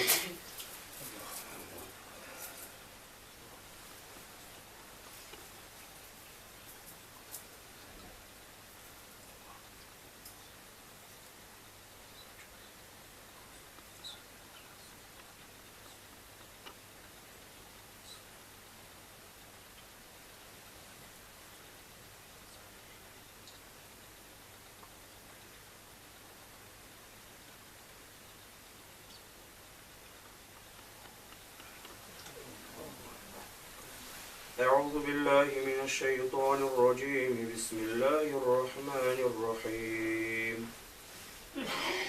لإيلاف قريش إيلافهم رحلة الشتاء والصيف فليعبدوا رب هذا البيت الذي أطعمهم من جوع وآمنهم من خوف.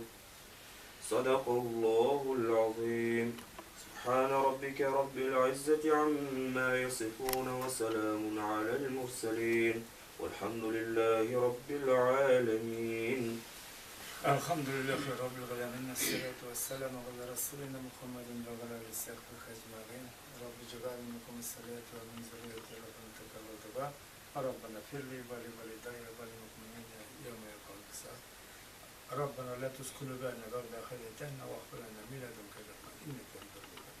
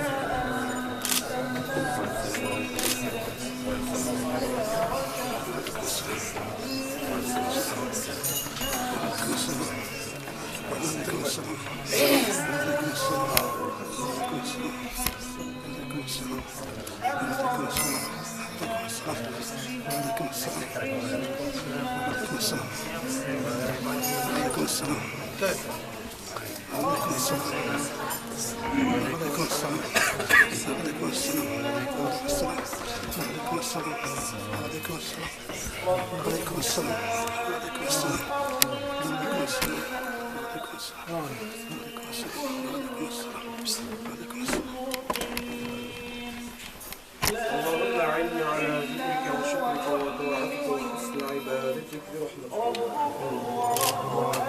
أولئكم الأولين بل هم في شك يلعبون فارتقب يوم تأتي السماء بدخان مبين.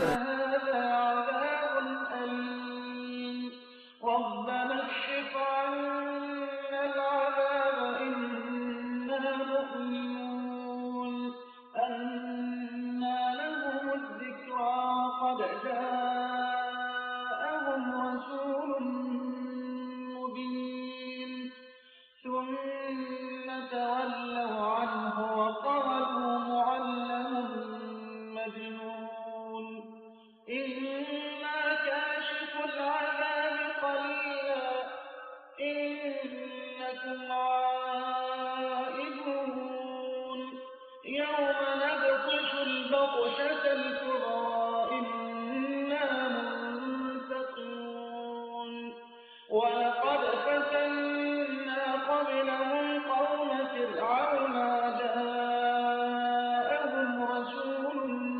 كريم أن أدوا إلي عباد الله إني لكم رسول أمين وأن لا تعدوا على الله إني آتيكم بسلطان مبين وإني عذت بربي وربكم أن ترجمون وإن لم تؤمنوا لي فاعتزلون فدعا ربه أن هؤلاء قوم مجرمون فأسر بعبادي ليلا إنكم متبعون واترك البحر رهوا إنهم جند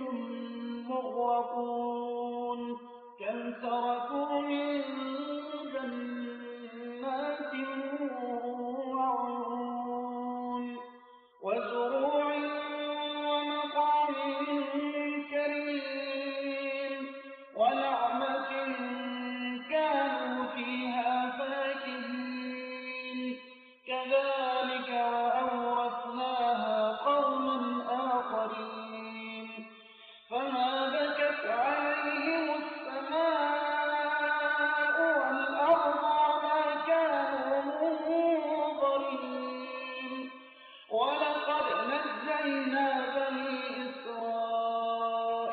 من العذاب المهين من فرعون إنه كان عاليا من المسرفين ولقد اخترناهم على علم على العالمين وآتيناهم من الآيات ما فيه بلاء مبين إن هؤلاء